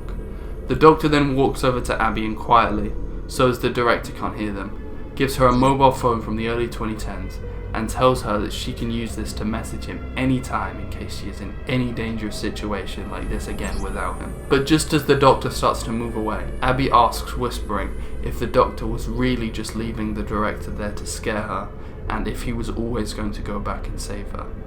The Doctor smiles, but waits as he thinks about answering the question, not showing it on his face. But then, after a while, he gives an unconvincing yeah.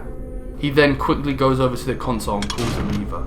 As the TARDIS begins to dematerialise, Abby says that they can't just leave the cruise ship in the 18th century, and the Doctor agrees, saying that he programmed the ship to go on autopilot and return to its original location, New York, so all of the passengers are returned home, although he hasn't offered any of them a refund. The Doctor yells out that they've arrived. He then looks at the director and snaps his fingers, opening the door. The director stands up, letting the blanket on her shoulders fall to the ground, and slowly walks to the door. On the outside, she sees that the TARDIS has landed on the outskirts of New York City, next to the Trip Through Time Enterprise's cruise ship. She turns back, looking sad and broken, but just as she quietly mutters the word, "sorry," to the Doctor, the doors of the TARDIS slam shut, and the episode ends, cutting abruptly to credits.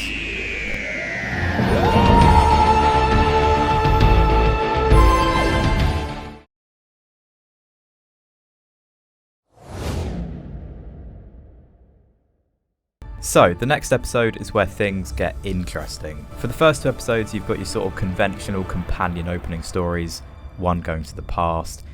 However, for our third episode, the companion goes to the future, and we thought the best thing to do is make the Doctor's intentions in this episode a lot more than just showing Abby the future. This episode is really important for the two main arcs in our series, which I can't reveal just yet, but I can say that the ending of this episode is very shocking, with a few surprising scenes that you don't want to miss out on. So sit back, relax, and enjoy episode 3.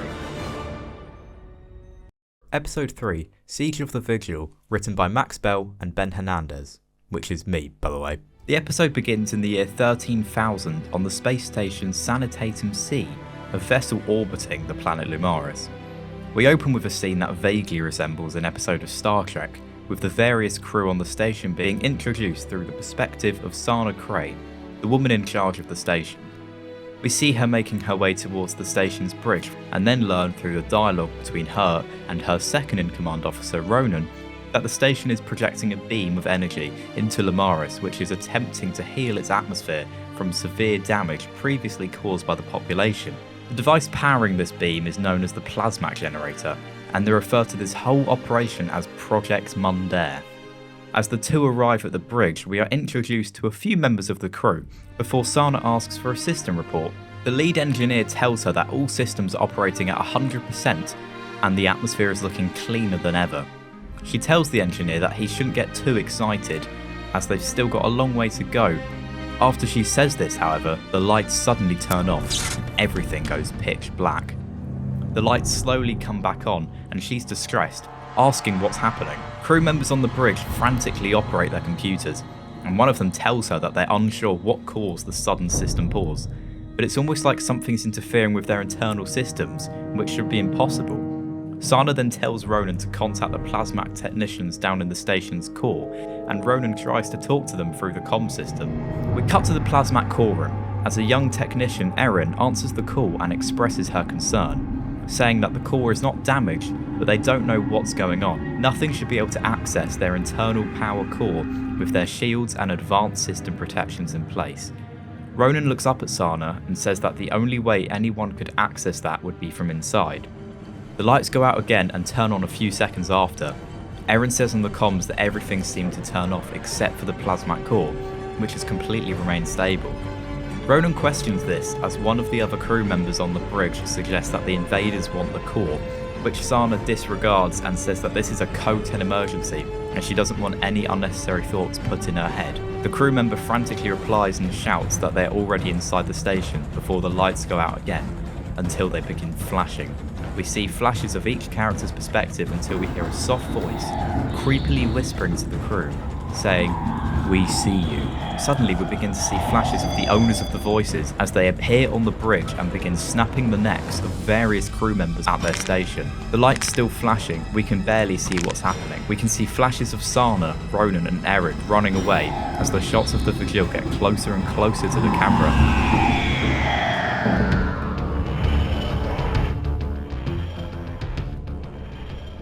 The Doctor and Abby are standing around the TARDIS console chatting about their previous adventure.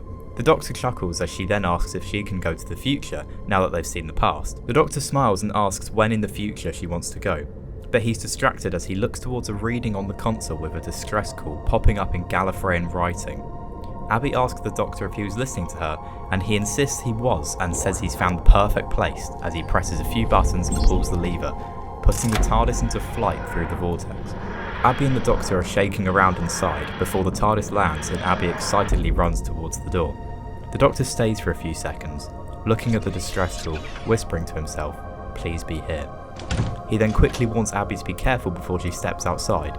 He picks up a fedora from the handrails, putting them on and accompanying Abby outside the TARDIS.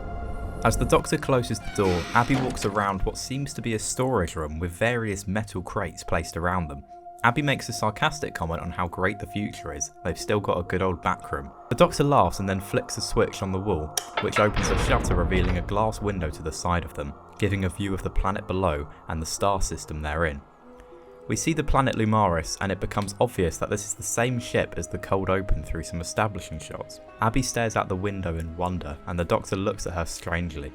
We see him briefly remember the opening scene of Space Babies from Season 1 and how he looked at Ruby staring down at a planet through a glass window, similar to how Abby is now. He walks up to her and tells her that she reminds him of someone, a friend of his.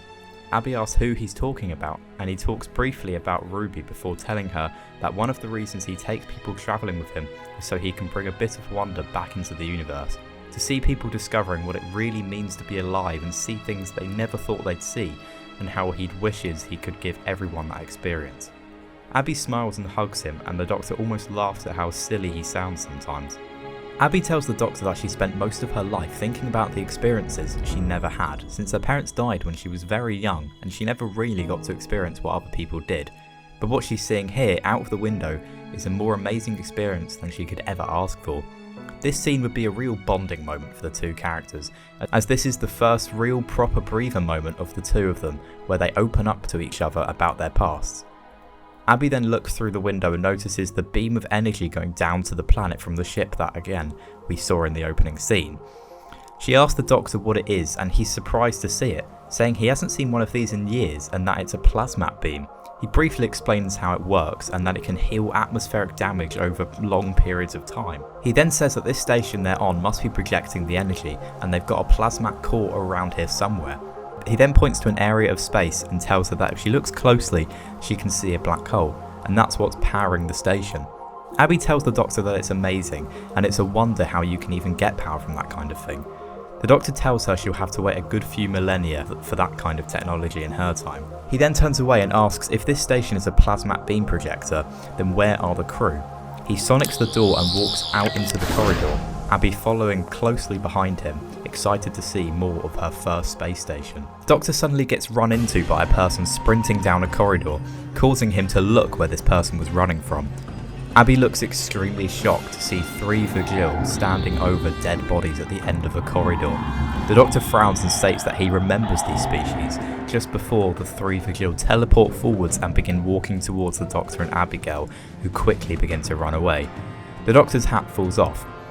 What a shame. And he tries to retrieve it, but the Vigil are right behind him, and Abby forces him not to go back for it. They follow the person who just ran past them a few seconds earlier into a large console room aboard the ship. The doors then shut as they get inside, locking the Vigil out. The Doctor and Abby look around to see that the person is Ronan, the second in command we saw earlier in this episode. The Doctor asks why the Vigil can't just teleport into the room, but Ronan explains that this room's walls are lined with Asbantium and that they have the most advanced defensive technology on this side of the galaxy. No teleport can get through these 4 walls. The Doctor and Abby look around at the room they're in. It's the comms room, filled with consoles and control panels. Ronan isn't the only one in there, however, and Sana, the commander of the station, walks over from the other side of the room to the group. She asks the Doctor and Abby if they're the ones who got the distress signal, and he nods as the Doctor shows them his psychic paper and introduces both himself and Abby as intergalactic emergency helpline staff. Abby is confused as she was under the impression that they had landed there because the Doctor thought it would be a nice place to go. She opens her mouth to ask him why he lied, but is interrupted by Sana asking Ronan if he was able to get the emergency power on when he was out there. He replied with a positive yes, but states the aliens almost got him twice. The Doctor highlights that they're called the Vigil, and Sana and Ronan frown, asking how he knows them. He replies by saying that he met them once before, ages ago when they were serving an old god doing freelance, before turning to Abby and saying it's a long story, or a long song rather. Bit cheesy. But he has no idea what they're doing on a station like this one. Sana says they don't know either. They were just having a normal day and they were suddenly boarded. She says the power was shut off and she only just got it back. The Doctor asks if this power cuttage affected the plasmat beam, and they reply that it was the only part of the station that remained active, since it has backup power along with the gravity field and life support. Sana says that if they've got back the power, they can find out what's going on. As the Doctor moves towards one of the consoles in the centre room, Sana asks the Doctor why more people weren't sent to investigate the distress signal they sent out, and he lies, telling her that they only thought the signal was for a minor error, not a siege by another species. Sana questions this and says that distress calls are for level 10 to 12 emergencies only. The Doctor asks slightly rudely, well, do you want our help or not? Because it's either us or no one at the moment. And she reluctantly accepts the Doctor and Abby's help. Ronan turns on the console unit and it lights up with a series of screens and holograms. The Doctor suddenly blurts out a question, asking to see the crew member list. Sana asks why, and he tells her that it will be helpful for finding other survivors in the station. Obviously this is a lie, as the Doctor is actually looking for Rogue and is checking if he's there, but nobody else knows this. Just a quick side note here, yes, you heard that correctly, the Doctor is looking for Rogue. So the idea here is that the last time we saw Rogue, he was sent to another dimension, and of course the Doctor kind of fell in love with him, so he wants to see him again. So Ncuti's Doctor has been looking around various black holes, which is the most likely place that Rogue is going to show up, considering he was sent to another dimension. So the idea is that the reason he's actually on Sanitatum C is because it's stationed outside a black hole, so it's one of the most likely places that Rogue would be. So that's kind of the reason that he's here. But anyway, back to the episode. A list then pops up on the console showing 12 crew members, but none of the names or faces of the crew are recognisable as Rogue. The Doctor then searches Rogue's name in the bar to double check he isn't there. The system brings up no people matching that name. The Doctor's intrigued face turns sombre. Abby asks why there's so little crew, and Ronan tells her that all they're really doing here is to make sure that the plasmat beam is still active and keep it working. They don't need any more people. The Doctor asks if they've been able to make contact with any other crew members since the Vigil invaded, and they tell him that they haven't, since they only just got the power back. Ronan then opens up a screen and attempts to contact each of the crew members on an intercom call, and nobody seems to be picking up. However, after just a few seconds, someone does, and it's Erin, one of the plasmat technicians. Sana talks to her and asks her if she is okay. Erin quietly tells her that she's fine, but she's still inside the plasmat core room, and she's been trying to make contact with them, but the power has been cut out. Sana asks if the Vigil entered the room, and she declines. Ronan tells her that she's lucky, since the main control room and the plasmat core room are the only two places aboard the ship lined with asbantium, so the Vigil can't teleport in. Erin says that makes sense, but the door keeps making strange noises and flickering with energy. Erin says that it's still happening, and the Doctor tells Sana that the Vigil are trying to find a way in without teleporting. Abby states that this confirms that the Vigil wants something to do with the plasmat beam. Sana turns around and says that if the core is disabled for longer than 2 minutes, all of the progress made on the atmosphere of Lumaris will go to waste, as the operation is only halfway complete. Abby asks if they can just start up the process again, but Sana declines, explaining that the operation can't be performed more than once, and even worse than that, the planet's atmosphere will be practically destroyed if they stop the plasmat beam before it's done. He then states that they need to stop the Vigil getting into the room, or there could be catastrophic consequences. Abby looks up at the Doctor, concerned, before asking what the plan is. The Doctor looks at Sana and Ronan and says that they need to find a way to the plasmat core room before the Vigil get in. Ronan says that the entire station is crawling with Vigil and they won't make it to the core room in time. The Doctor says that would usually be the case, but he's fought the Vigil before and they've got weaknesses, as he takes his sonic screwdriver out of his jacket. Looks amazing, doesn't it?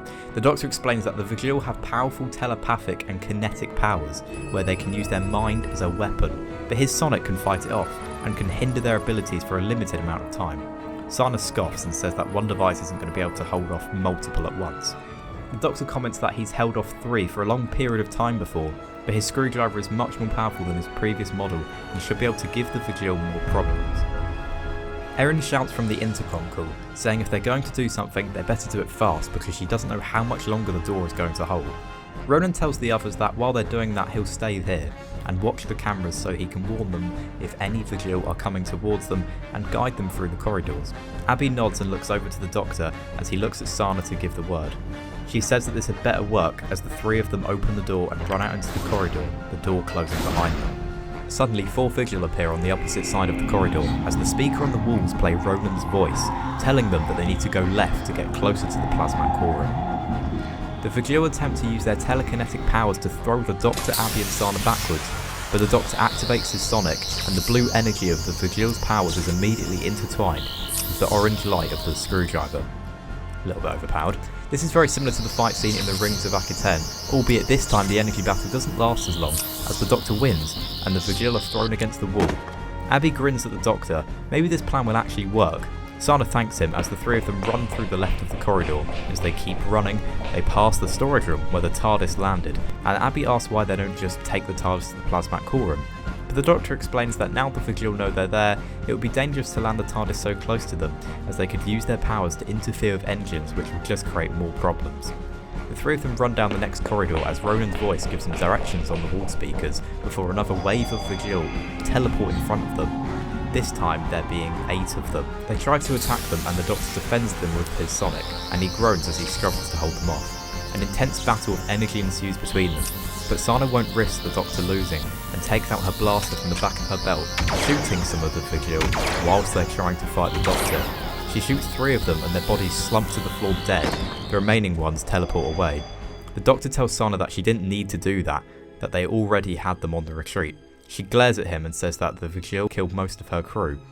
Abby is about to say something to her, but the Doctor raises his voice at Sana and asks if she thinks her crew would really want to see more death on this station, to which she responds by saying if it were to avenge them then yes. The Doctor is about to reply before Ronan's voice on the intercom says that they'll need to take the next exit on the right to get closer to the plasmatic core room. Abby suggests that they get going and the 3 of them begin to walk down the next corridor. We cut back to Ronan in the comms room and he's looking at the live camera feed of the Doctor, Abby and Sana on the console. Then the lights in the room begin to flicker once again. Ronan realises what's going on and presses the button for the intercom in the corridor that the others are in, telling them that the power is going weird and the Vigil must have found a way to interfere with the backup power. We then cut to a shot of a group of 3 Vigil in the security room, stripping apart wires in the wall, electricity and sparks going everywhere. One of them uses their telekinesis to pull apart the ceiling, which reveals a large power box with lots of switches. The 3 of them pull it apart with energy waves and it explodes above them. We return to the viewpoint of the Doctor, Abby and Sana, and they look behind them in despair as the doors suddenly start automatically closing, slamming shut. The Doctor looks at them and simply tells them to run, and they all sprint away from the closing doors. Ronan attempts to guide them in the right direction, but his voice cuts out as the Vigil also destroy the station's intercom connection system. The 3 of them running through the corridor away from the closing doors scream for directions from Ronan, but there's no audio coming through the wall speakers. And then a door closes, not behind them but between them. The Doctor looks behind him to see that he's run too far ahead and Abby and Sana are stuck behind one of the doors that have closed. He runs back to them and attempts to open the door with his sonic, but it's deadlocked and he can't get through. Abby bangs on the door and shouts for the Doctor, trying to pull open the door with her hands, but Sana tells her it's not going to budge. The Doctor tells Abby through the door that it's okay, and they'll just have to find another way around, but Sana says there isn't another way to the plasmatic core room as far as she can remember from behind the door. The Doctor will be able to get there, but they won't. He replies by saying that he won't be able to get there anyway if the doors keep closing, before asking Sana if there is any way that they can get the doors to open so that he can get to the plasmatic core room. She says that there's a reset switch for the entire station in the security room, but it's not lined with Asbantium and the Vigil can get in. The Doctor asks if they can get there from where they are, and Sana, after thinking for a moment, says she thinks there's a shaft which will take them to the right area to get to the room, but again, the Vigil will just kill them on the spot. The Doctor says that it shouldn't be a problem for them, as he passes the sonic screwdriver for a small gap at the bottom of the door. Abby tells him that he's insane, and if he gets to the plasmatic core room without his sonic, he won't be able to stop them getting in. The Doctor puts his head against the door and simply tells Abby to trust him and that he's got a plan. Abby asks why he doesn't wait here for them to reset the doors, and then they'll come back and give him the sonic screwdriver so he can get to the core room. The Doctor tells her that if they give him the sonic back, that means they won't have any way to defend themselves from the Vigil, and also he needs to get going now or they'll be out of time and the Vigil will get into the core room. Abby sighs and just tells him to be careful before taking the screwdriver and holding it tight in her hand. The Doctor smiles and tells her he'll be fine before rushing off. Sana takes Abby's arm and says they need to move quickly.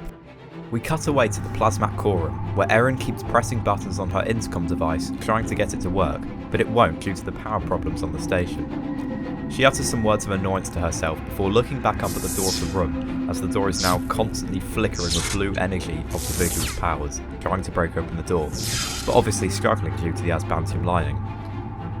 Bit convenient. We see Erin scared that they are going to get in as she looks towards the core and sees that it's still active, running on its backup power. She holds the button on the intercom device and says that she doesn't know if anyone is reading her, but she thinks the Vigil are going to get in soon, and she doesn't know how much longer the door will hold.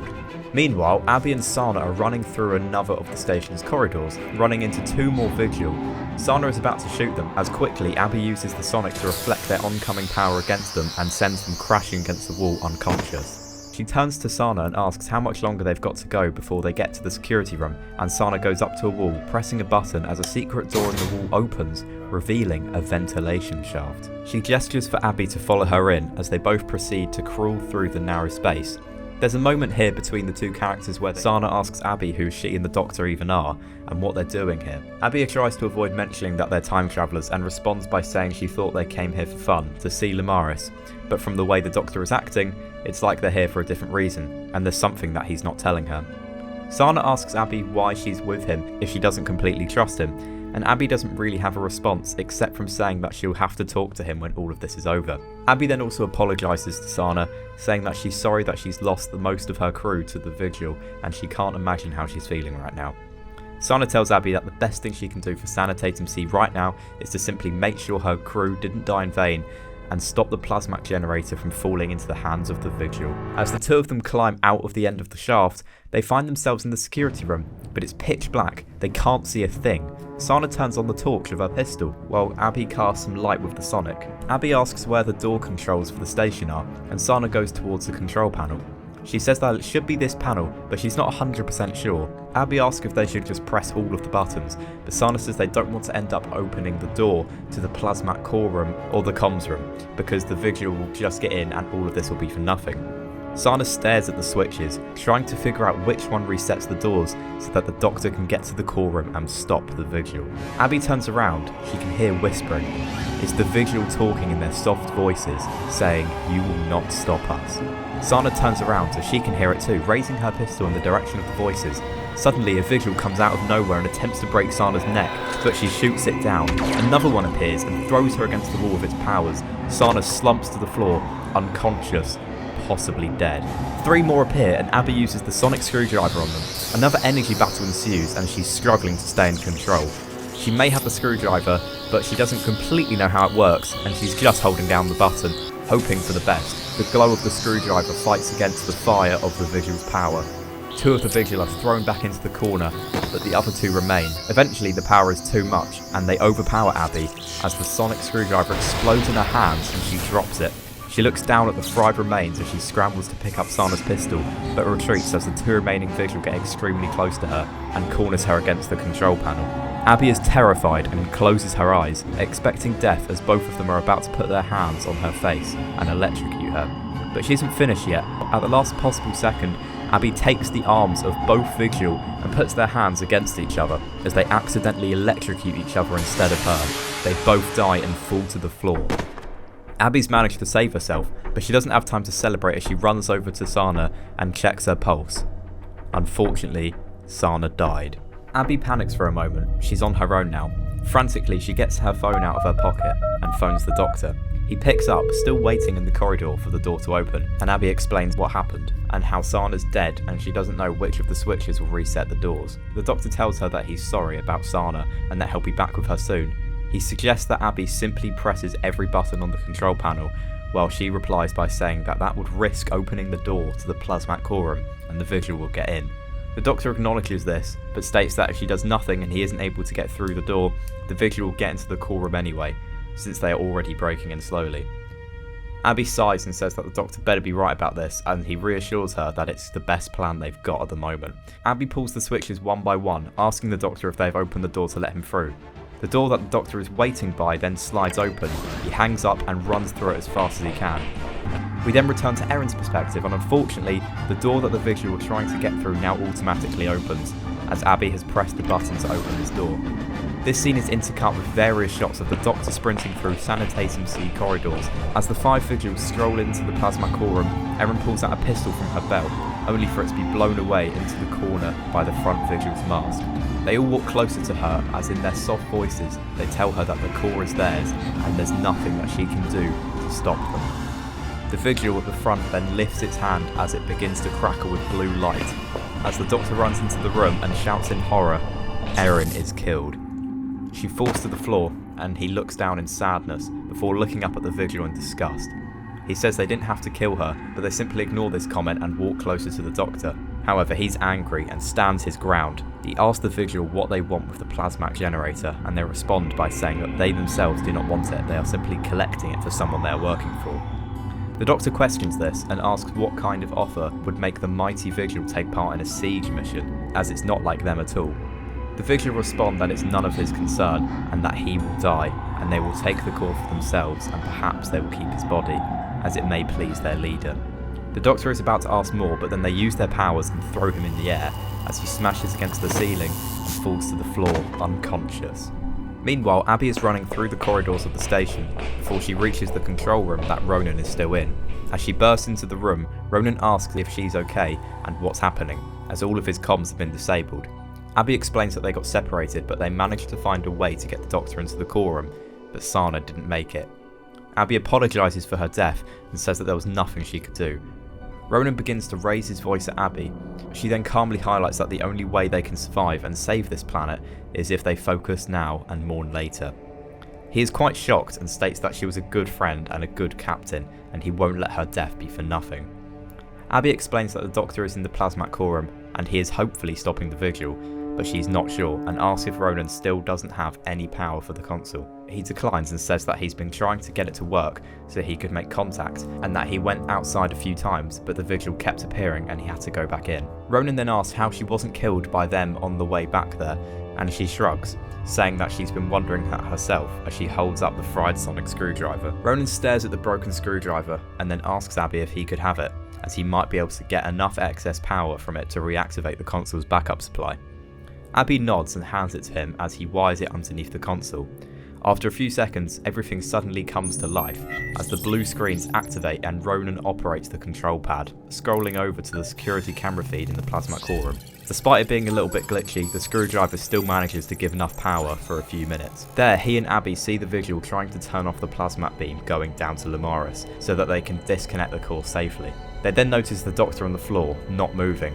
Abby asks if there's anything they can do and he shakes his head, declaring that they've lost and there's nothing they can do to help. He then theorises that the reason Abby wasn't followed by any Vigil on her way back was because they've won and they don't see her as a threat anymore because there isn't anything she can do to stop them. She frantically gets out her phone and rings the Doctor in an attempt to wake him up. The episode returns to the Doctor's perspective as the phone rings inside his pocket.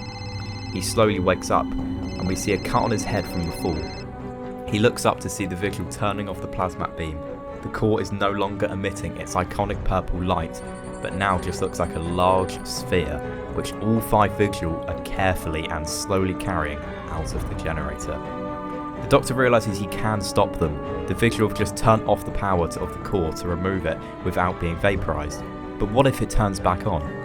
The Doctor jumps to his feet and runs across the room. The Vigil notice him but are unable to stop him as they are carrying the plasmat core. He runs to the control panel next to the generator and flicks the same switches that they have just used to turn off the power. Suddenly the power kicks in and the core glows with purple light as the Vigils scream and are vaporised by the energy. The beam begins to spark and become out of control due to the core being removed from the beam. The Doctor flicks the switches again just as the sphere-like core falls to the floor to power it off. Now that the beam has been deactivated, the Doctor needs to reconnect the core to the generator to restart the beam.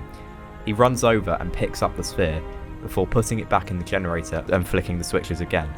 But nothing happens. He tries again, still nothing. Suddenly a countdown can be heard coming out of the panel, saying 2 minutes until total atmospheric destruction. His phone rings and it's Abby. We return to her perspective as she and Ronan beam at the sight of the Doctor having gotten rid of the Vigil and returning the core to its rightful place.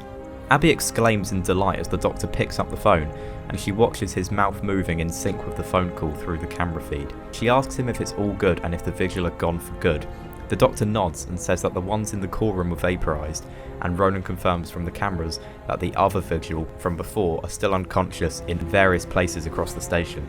Ronan asks if the plasmat core is okay, but the Doctor fails to answer, and the smile on Abby's face fades into a frown. She repeats the question, and the Doctor explains that when the Vigil disconnected the core, he turned on the power briefly to vaporise them, but that caused the backup power to be shorted out, and he can't reactivate the beam onto Lemaris' atmosphere because there's nothing to power it.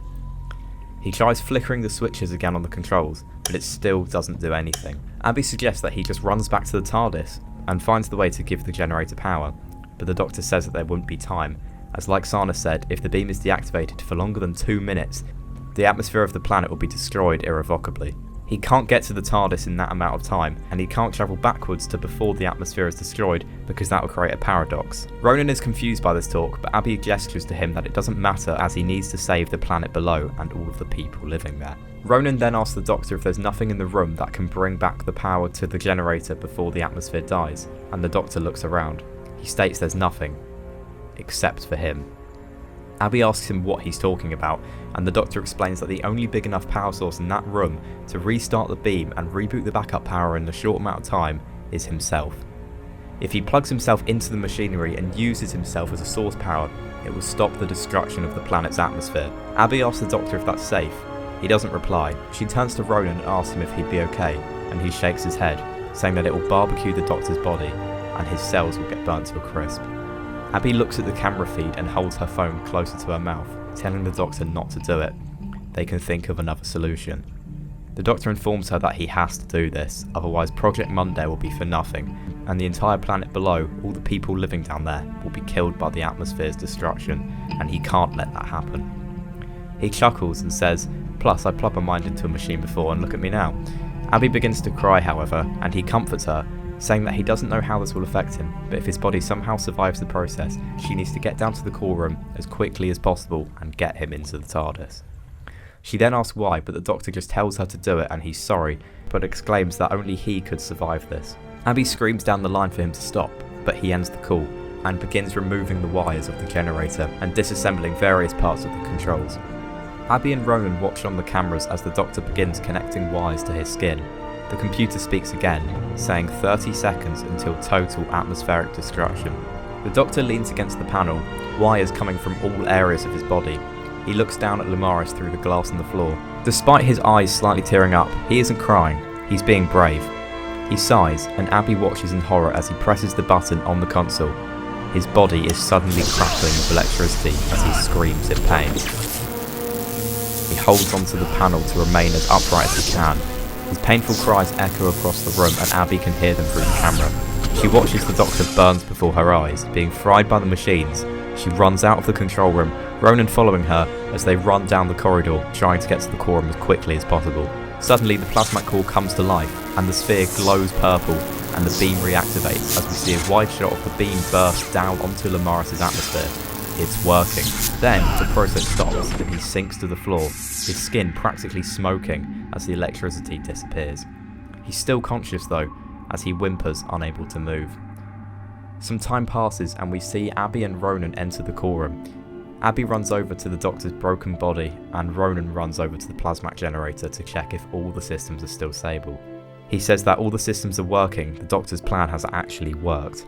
As Abby comforts the Doctor, she tells him that it worked, he saved the entire planet and all of the people down below. He's barely alive but manages to make a joke that he seems to end up doing that a lot before he coughs loudly. Abby is confused as she looks down at the Doctor's hand. It begins to start glowing orange. She asks the Doctor what's happening and if he's okay, but he simply tells her to get him to the TARDIS. Ronan turns to them and says he's got a notification on his comms that a rescue team from the planet is on their way, and Abby suggests that they can help the Doctor. The Doctor shakes his head, however, and says that that's the last thing he needs, and he just needs to get to the TARDIS before it's too late.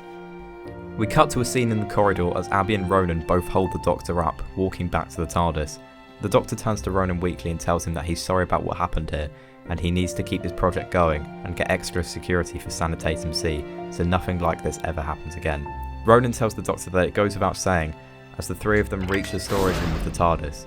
Abby and the Doctor say a brief goodbye to Ronan, and he wishes them luck, not quite knowing where they're going. Abby helps the Doctor into the TARDIS as he limps and groans in pain. He then leans on the console and sets to take off as we hear the engines begin to sound.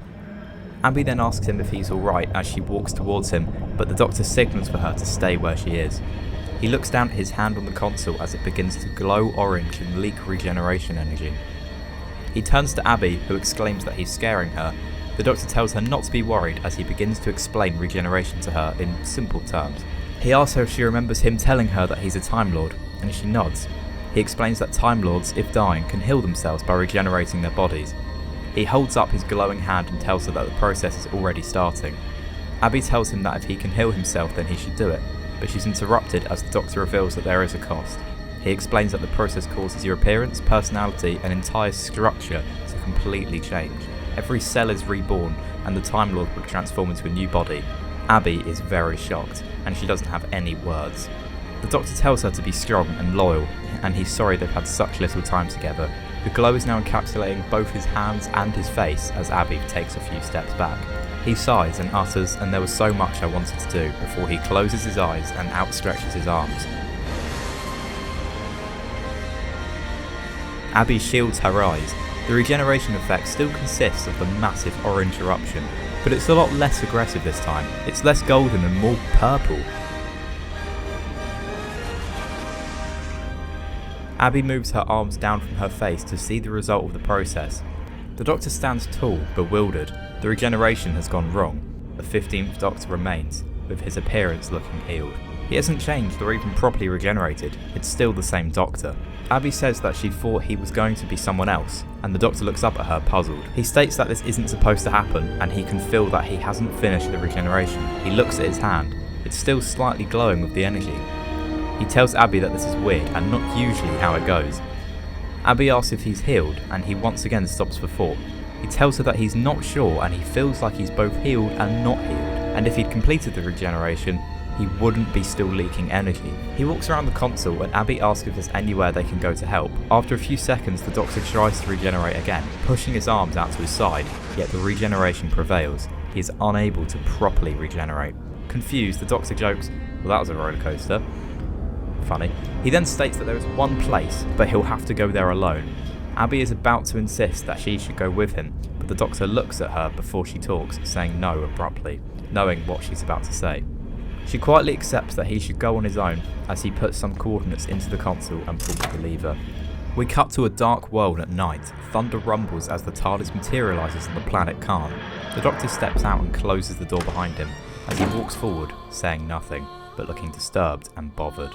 He walks for a while until he approaches a cave, walking in to see several women sitting around the room in a circle, obviously in some kind of trance. We recognise these members as the Sisterhood of Khan. He coughs and they all awake, rising to their feet and staring at him. One of them tells him that his presence on this planet is blasphemy. The Doctor ignores her and proclaims that he wants to see Ahila, if she's still alive and kicking. After a few moments of silence, another one of the sisters says they will take him to her. The Doctor follows her out of the room, and we cut to a large area of the cave covered in carpets and symbols. The Doctor and the sister walk in, and they see Ahila sitting cross-legged on a stone in the middle of a room. Ahila doesn't even turn around, but simply tells the sister to leave them. As the sister walks out of the cave, the Doctor looks around at the room, curious and intrigued by the decor. Ahila tells him that she knew he'd one day have a reason to come back here, and the Doctor replies that he's almost surprised that the Sisterhood are still around after all this time. Ahila turns around as she says that the Sisterhood of Khan were always able to sustain themselves without the presence of Gallifrey, but he, however, never was. She gets up off the stone as she says that the last time she saw him, he was running away from the Time Lords with a little woman that should be dead, but she can tell by his eyes that time has passed since then. She then says to him that they are told that Gallifrey is in ruins. The Doctor moves on from this and tells Ahila something's wrong with his regeneration, and he died earlier, but the regeneration didn't complete properly and doesn't seem to be working. Ahila says it's always something to do with the regeneration with him, and asks which body he's on now. The Doctor tells her that with a good few false starts here and there, he's really number 15, and asks why that's important. Ahila claims that since he's gone past his original cycle of 12 regenerations, it's possible that he has changed too many times that his body is starting to reject the Lindos hormone, the hormone that triggers regeneration. The Doctor rejects this suggestion and says that it's impossible as his body isn't rejecting the hormone and it's constantly releasing it. He shows her his hand as it begins to glow again before he shakes the energy away. Ahila states that this is curious and stops for thought. She looks at him and says that his body is in a constant state of grace, both dying and not dying, regenerating and not regenerating.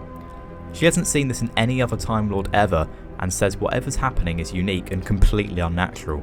The Doctor sarcastically jokes that that's reassuring before Ahila says that they still have a collection of regeneration elixirs here on Karn, and she would be willing to offer the Doctor one to see if that results in a successful regeneration. The Doctor considers this.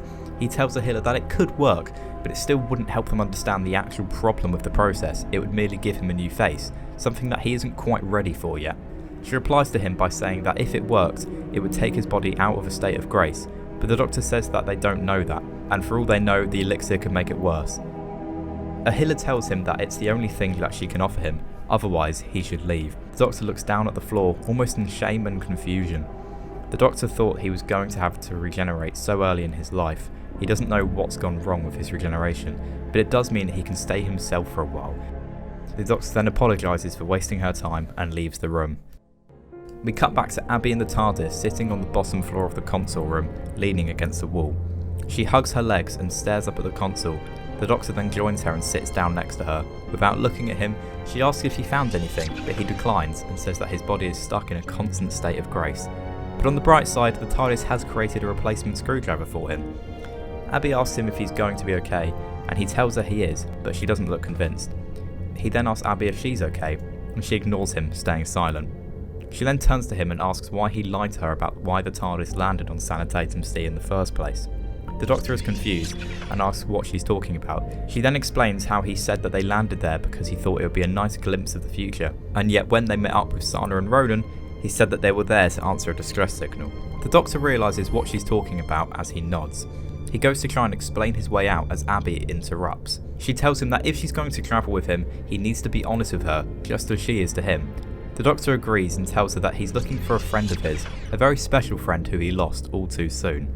He goes on to say how the last time he saw him, he sacrificed himself and fell into another dimension, and told the Doctor to find him. Abby asks him what this has to do with the Sanitatum C station, and he explains that the station is close to a black hole, and black holes occasionally become gateways to other dimensions. He got the distress call from the station and thought that it's possible his friend could be there, which is why he answered the call. Abby asks the Doctor why he didn't just tell her this, and he says that he wanted to make her first proper trip into the future special, and that answering a distress call didn't seem like the most ideal way to go about it, so he didn't tell her the truthful reasoning. Abby tells him that he's stupid, and she wouldn't have cared. The Doctor stays silent, ashamed yet happy by her positive reaction. Abby holds him by the shoulder and says if he's looking for a friend of his, he doesn't need to do it alone, and she can help. She pulls him into a hug and the Doctor reciprocates. Abby asks him to promise to be honest with her in the future, as he promises to her that he will be truthful, and she pulls him out of a hug, asking if he's going to be okay.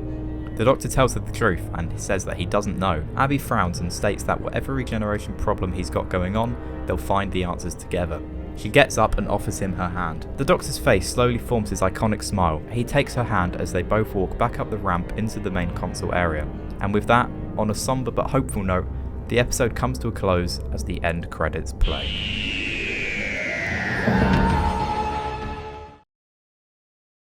Well, that was a rollercoaster of an episode. I'm sure you're all wondering why the 15th Doctor didn't complete his regeneration and turn into the 16th Doctor, but that question you're going to have to wait to get answered until the latter half of the series. In this video, you've still got episode 4 to see, but once that's over, the end credits will play and that will be the end of the video.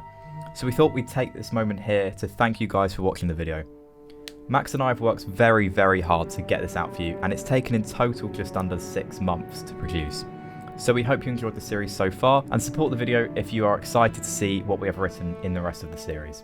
Something else we wanted to mention is that by making this absolute mammoth video, me and Ben are not making a penny. We're not making any money out of this whatsoever. We're doing this completely for fun and for creative purposes only. So whether you've watched the entire video for some reason or you've just skimmed through bits of it, I just want to thank you because you're helping me and Ben, because you're supporting us by letting us tell these stories and show our creative intentions. Even though we can't go out and film this stuff, we're still trying to tell our stories and get that across to you guys and just show you what we can do, really. So yeah, thanks again, and on to episode 4.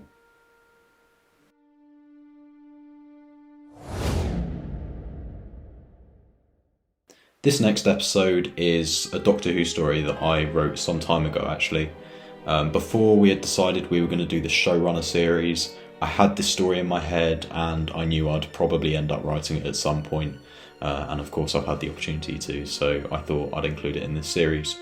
So this episode is called The Addictive Death, and it's pretty dark, it's quite mysterious, and at a lot of points it just doesn't feel like a Doctor Who episode. Like, I was editing this and I thought, am I editing Star Wars? Am I editing Alien? What's going on here? But it's definitely interesting, to say the least.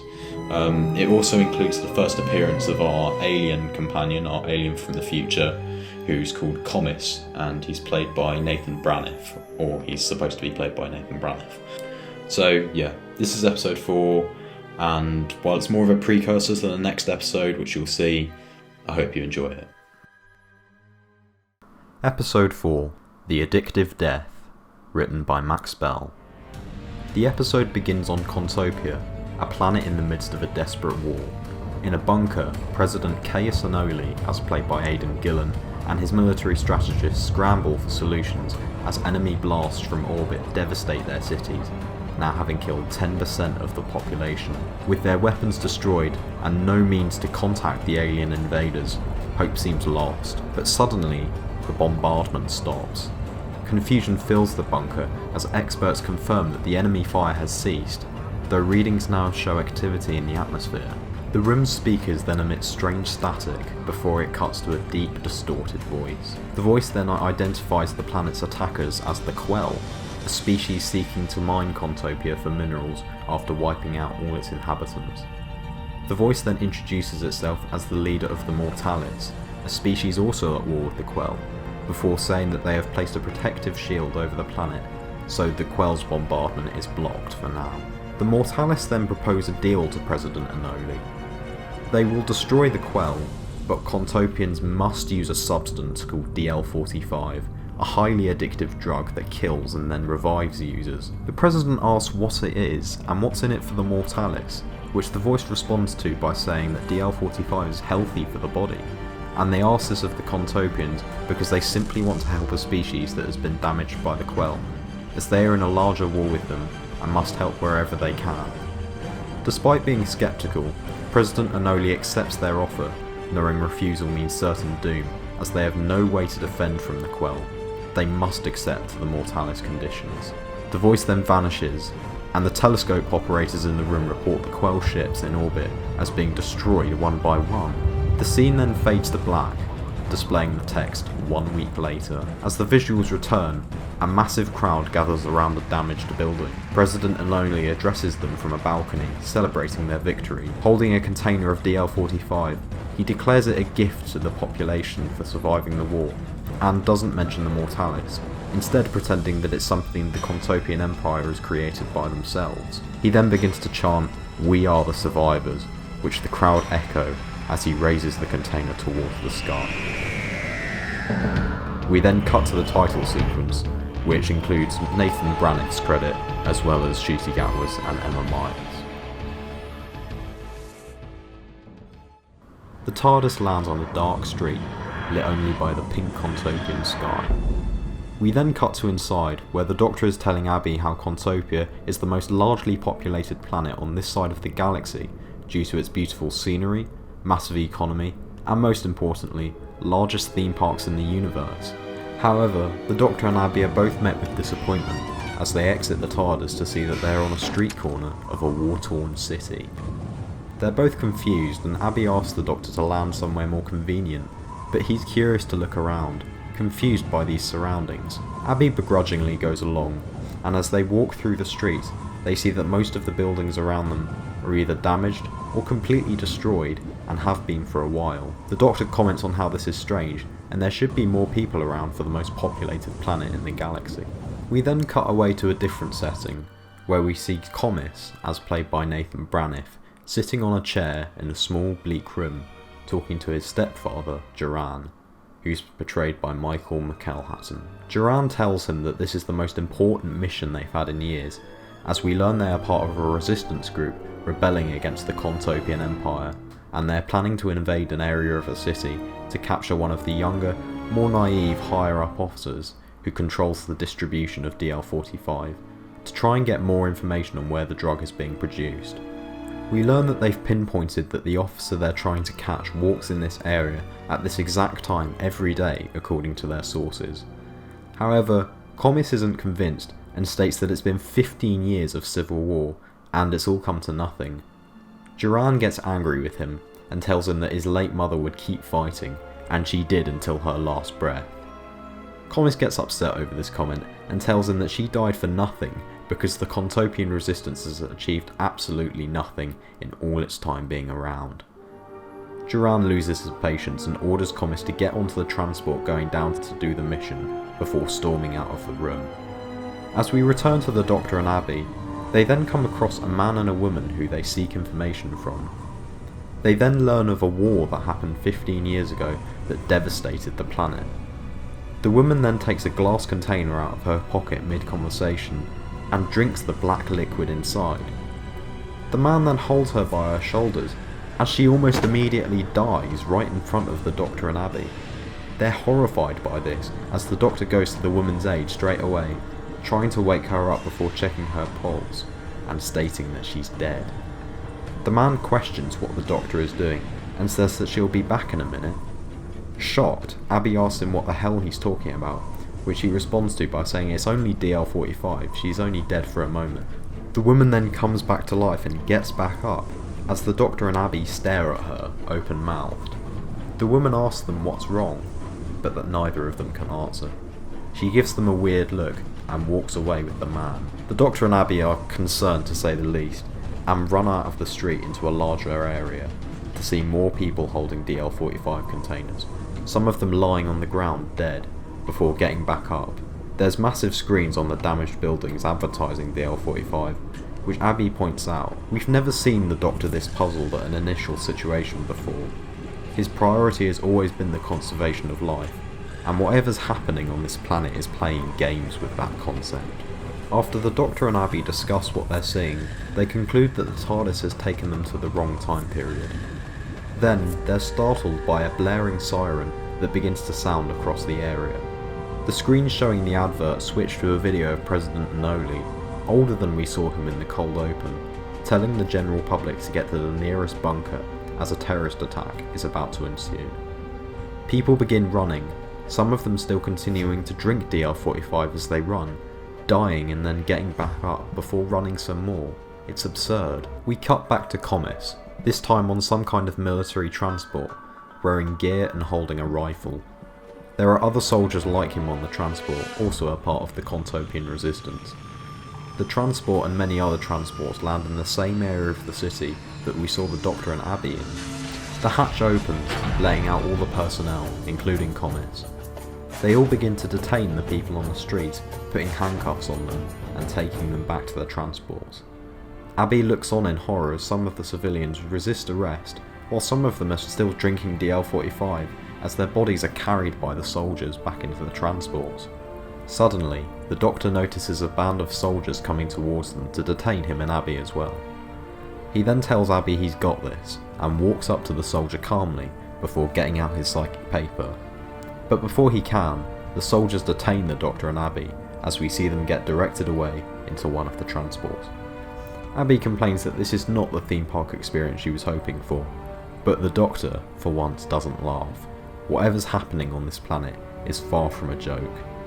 Komis detains another random person, and then looks over to see two other soldiers putting handcuffs on the officer of the Empire that they were looking for. His name is Sogus Annie. Before being detained, Sogus pulls out a blaster pistol and shoots both men in the head before making a dash for it. Komis runs after him and a chase ensues, going on through the streets and the remains of buildings bombed by the Quell. Eventually, Komis trips and takes out his rifle to shoot Sogus with a stun blast before he gets away. The blast grazes him and he falls to the floor in pain before Komis puts him in handcuffs and takes him back to the transport. We cut to some time later back at the Resistance base, where Komis pushes Sogus into a cell before closing the door and looking over to Duran, who tells him he did well to catch Sogus, and he didn't let the lives of the two who died there go to waste. Komis is obviously not enthused by this comment, but before he can reply, one of the commanders walks into the cell room and tells Duran that they have two hostages, neither of which have any DL-45 traces on them. He's baffled by this news, and tells the commander to bring them into his office. He then turns to Komis and proclaims that there is some hope yet. Komis is curious to meet someone who has seemingly never taken DL-45, but then again, they could be Imperial spies, so he's wary. In the next scene, the Doctor and Abby are thrown into Duran's office by his personal guard. Komis is also present in the room, leaning against the wall. Duran asks who they are and how they have no DL-45 traces in their bodies. Komis says that they could be spies, made to not take DL-45 so the Resistance will trust them, which the Doctor denies, introducing himself and Abby, saying they're travellers who are passing by. Duran scoffs, saying that Contopia hasn't seen any tourists since the war with the Quell. Abby cuts in, saying they have no idea what's going on this planet, and they've never heard of the Quell or anything like that. The Doctor agrees and tells Duran that if they don't believe them, scan them, as they're not Contopian, they're human and Time Lord. Duran's never heard of either of these species, but gets Komis to scan them anyway with a device. He's surprised to find that they're both telling the truth. Internal structures are vastly different from the Contopians, especially the Doctor's. The Doctor asks what's happening on Contopia, as he was under the impression that it was a holiday resort planet, not a war-torn wreck infected by drugs and a seemingly corrupt government. Komis explains what's happened to the world over the last 15 years, and most of the questions posed by the episode so far get answered. He explains how the introduction of DL-45 after the war got most of the general population addicted, but some people rejected it and decided to fight against the Empire that formed after the destruction of the Quell, and that's how the Resistance came about. He also explains that the Empire formed as a result of the government becoming obsessed with its military after 10% of the population died in the war, and now it cares very little for the people, but the people accept it because of the DL-45 that gets provided for them working for the Empire. Abby asks why the Resistance is arresting random people like them, so Duran explains that they take random people off the streets and transport them to various bases across the planet, where they can condition them and get them to see through the disgusting life of DL-45 addiction that the Empire has normalised over the last 15 years. Abby turns to the Doctor and sees him deep in thought before he quietly begins some of the information that he knows under his breath.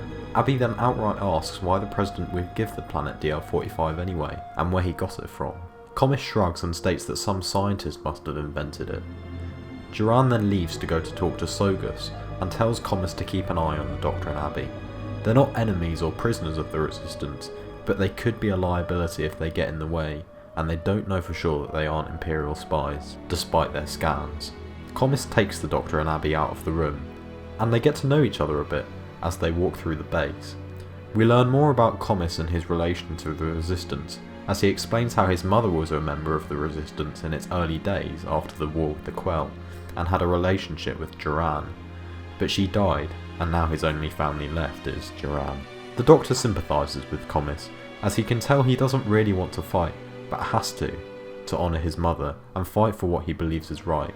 Abby introduces herself and the Doctor to Komis, and they all shake hands. There's a point in this scene where the Doctor's hand glows orange with regeneration energy, and he hides it behind his back until the energy dies out. He's visibly concerned. Just like in the ending of Siege of the Vigil, the Doctor doesn't understand why he isn't regenerating, and why he keeps feeling like he's dying but nothing's actually happening. Komis sees the Doctor looking uncomfortable, and asks if he's okay, and the Doctor quickly replies that he's fine, before asking where they're going, Komis tells him that he's taking them to an area of the base they're in where they can both be relocated and taken to an area of the planet that's safe from the Contopian Empire. The Doctor shakes his head and says that they need to be taken back to where they came from, and explains that they have a ship that they need to get back to. Komis isn't convinced he can authorise taking them back to the city, but he feels sorry that they've had to come to the planet when it's in such a state, so he tells them that he'll talk to the base commander and see what he can do. The Doctor thanks him. As Komis leaves, the Doctor takes Abby to the side and tells her to go back to the TARDIS and stay there, while he goes off to find out the truth behind DR-45. The Doctor states that that kind of drug is far beyond technology on this planet and would have to have some kind of alien assistance, but a race far more advanced than the ones visiting before the war. Abby refuses and says that he never tells her to go back, even when they were facing enemies like the Xenod and the Vigil. He becomes frustrated and tells her that whoever created this drug has invented a way to warp the concept of life and death, and that over all his travels he has never seen an inversion of nature like this. Abby suggests that they should find out what's going on together, but the Doctor isn't having any of it and says that he's going into dangerous territory trying to dig out this truth, and he won't let her get hurt. He says that when Komis comes back, they'll get on a transport going back to the city, and she'll go back to the TARDIS, while he goes to an Imperial base where he can smuggle himself using psychic paper onto a ship that hopefully takes him to the Horgan, the space station in which the President of the Contopian Empire is situated. Abby is angry and begins to tell the Doctor that he's being unreasonable, but is cut off when he almost shouts at her, but stops himself and then just sternly tells her to stay in the TARDIS. He tries to crack a joke telling her to listen to the songs on the jukebox, but neither he or she seem to find it funny. They're both silent for a second, and the Doctor apologises, but still asks her to remain in the TARDIS. Komis returns to them both, and says that there's one transport going back to the city to pick up the remaining resistance soldiers there. The Doctor thanks him and says that they'll take that transport down to the main city, where they can leave. We then cut to a completely different scene, as President Enoli drinks what we can assume to be some kind of alcohol, and talks to his wife about some insignificant gossip. Suddenly, an alert on his earpiece sounds, and he looks terrified. He tells his wife he has to go, as he exits the room and begins trudging through the corridors, going through a door into a throne room with a massive chair situated in front of a glass window. President Enoli goes up to the chair, sits down on it, and presses a few of the buttons on its armrest, as the alarm stops, only to be replaced by the deep voice that we heard at the start of the episode, which is now speaking through the various speakers placed around the room. The voice states that there is a problem. Enoli asks what it is and assures the voice that the distribution of usage of DR-45 is at an all-time high, and the resistance on the planet below is rapidly diminishing. The voice ignores this and states that the Mortalis defense of the planet has been compromised, and Enoli is to put everything on full alert. Enoli asks how this could have happened, and the voice replies by saying an external force has landed on the planet in a ship that arrived without going through the surrounding orbit of the planet. It says that the species travelling in the ship is a threat to them and the Contopian Empire, so precautions must be taken. The voice then disappears, and Enoli presses another button on his chair and contacts his security, saying that there's a level 5 planetary breach and he wants a full alert on the entire Empire until he says otherwise. Try saying that when you're drunk. We cut back to the Doctor and Abby inside the transport going back to the city. They're the only ones inside, in complete silence, until the Doctor breaks it. He begins to tell Abby about how a few decades ago he had a best friend called Yaz, and that like him and Abby, they travelled the universe together, but he was a fool and kept things from her. He simply told her what to do when they got into bad situations, and never really explained why. He says to Abby that he won't be like that again, and he owes her an explanation for these things. He can't hide things from her, like he tried to when he didn't tell her he was looking for Rogue. Abby looks the Doctor in the eye and asks him why he wants her to go back to the TARDIS. He sighs, telling her that he's travelled the universe for so long that he can't even remember his own age, and yet in all that time, his biggest fear has always stayed the same: the destruction of other things. One of the reasons he left Gallifrey was to find the balance between order and chaos, but that chaos has always scared him, even after all these years of fighting it. He turns to Abby and tells her that whoever created DL-45 has found a way to create chaos and reverse it into order, constantly, again and again, playing with life and death. The Doctor admits that the fact that life and death are no longer constant terrifies him because he's never seen anything like it before, and he doesn't know for sure if he can keep Abby safe. She's a little shocked, as she knew the Doctor's origins, but he's never opened up to her on a level like this. She hugs him, but he still looks concerned, and makes a comment that a wise Scotsman once said to him to never trust a hug, as it's just a way to hide your face. Abby sarcastically asks him if that wise Scotsman was him, which the Doctor chuckles at and fondly confirms, before pulling her out of the hug and asking her if she'll go back to the TARDIS like he said, and she nods. We cut to Sogus' cell back at the Resistance base, as Duran enters through a door and introduces himself. Sogus tells Duran that he's lost the war and what they're fighting for is futile and pointless. We then get an intense scene between the two characters as they begin to debate the usage of DL-45, as Duran tells him that the Empire's enslaved the entire planet by using it, and they're no longer brothers and sisters, only zombies. Sogus scoffs at this comment, and tells him that he's a fool, and the Resistance has grown so thin that even the Empire doesn't consider them a true threat anymore. Duran gets angry, but makes an effort not to show it, before Duran says that he's giving him one chance to do this peacefully. He says that Sogus is the lead distributor for DL-45 for the Empire, and asks him for the location of the DL-45 factory. Sogus is shocked, and tells them that he's bold to simply assume that there's a factory somewhere. Duran tells the guard outside to come in, which she does before he asks her to take aim at the prisoner. She hesitates, looking at Duran puzzled. He shouts at her that that's an order, and she raises her rifle and points it at Sogus.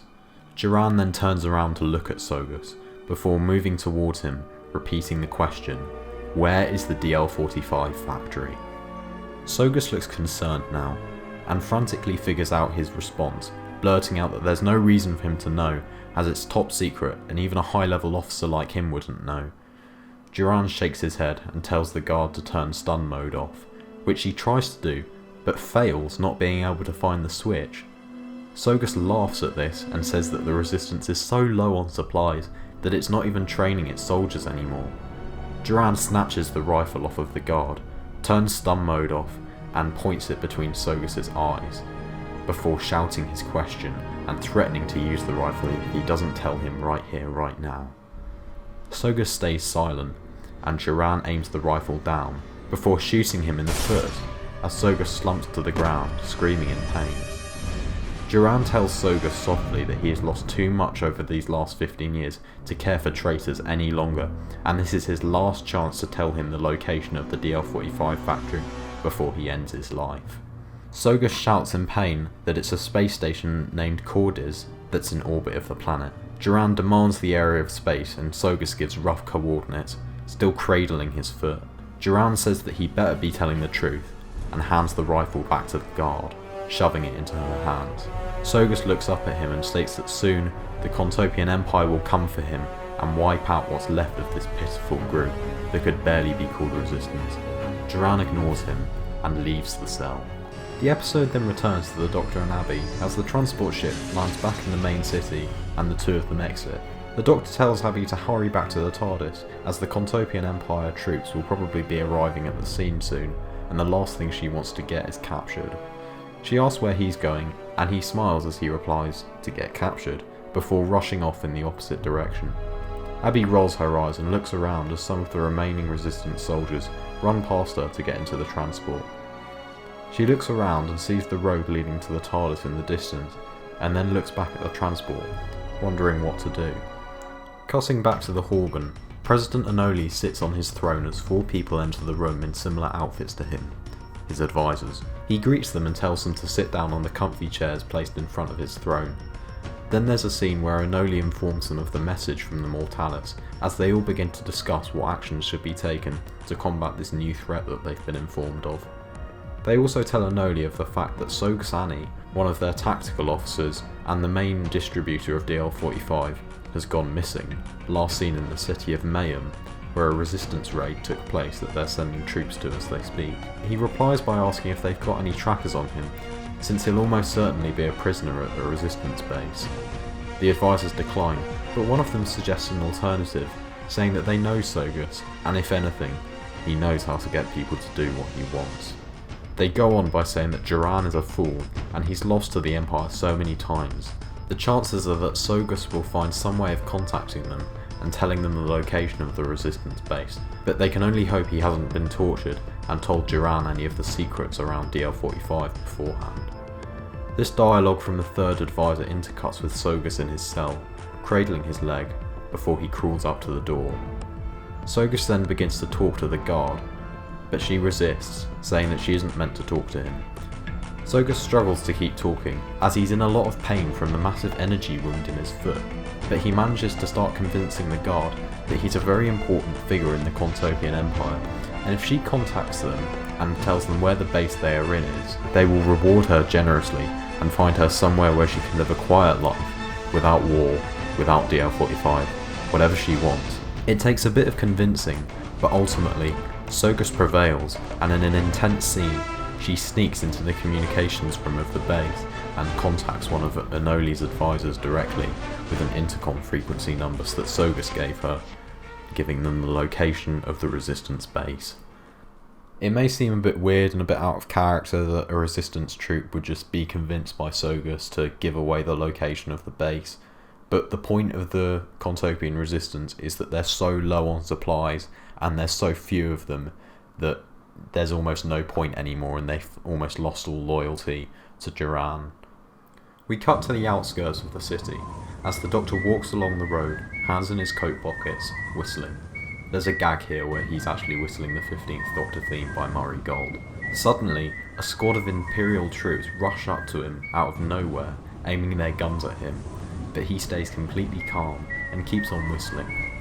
The troop commander demands for him to come with them as they're looking for Resistance fighters in the city. The Doctor walks closer to him and tells him there's no need, as he shows him his psychic paper, which the commander takes and looks closely at, before asking if he's really the President's new leading advisor, which the Doctor confirms.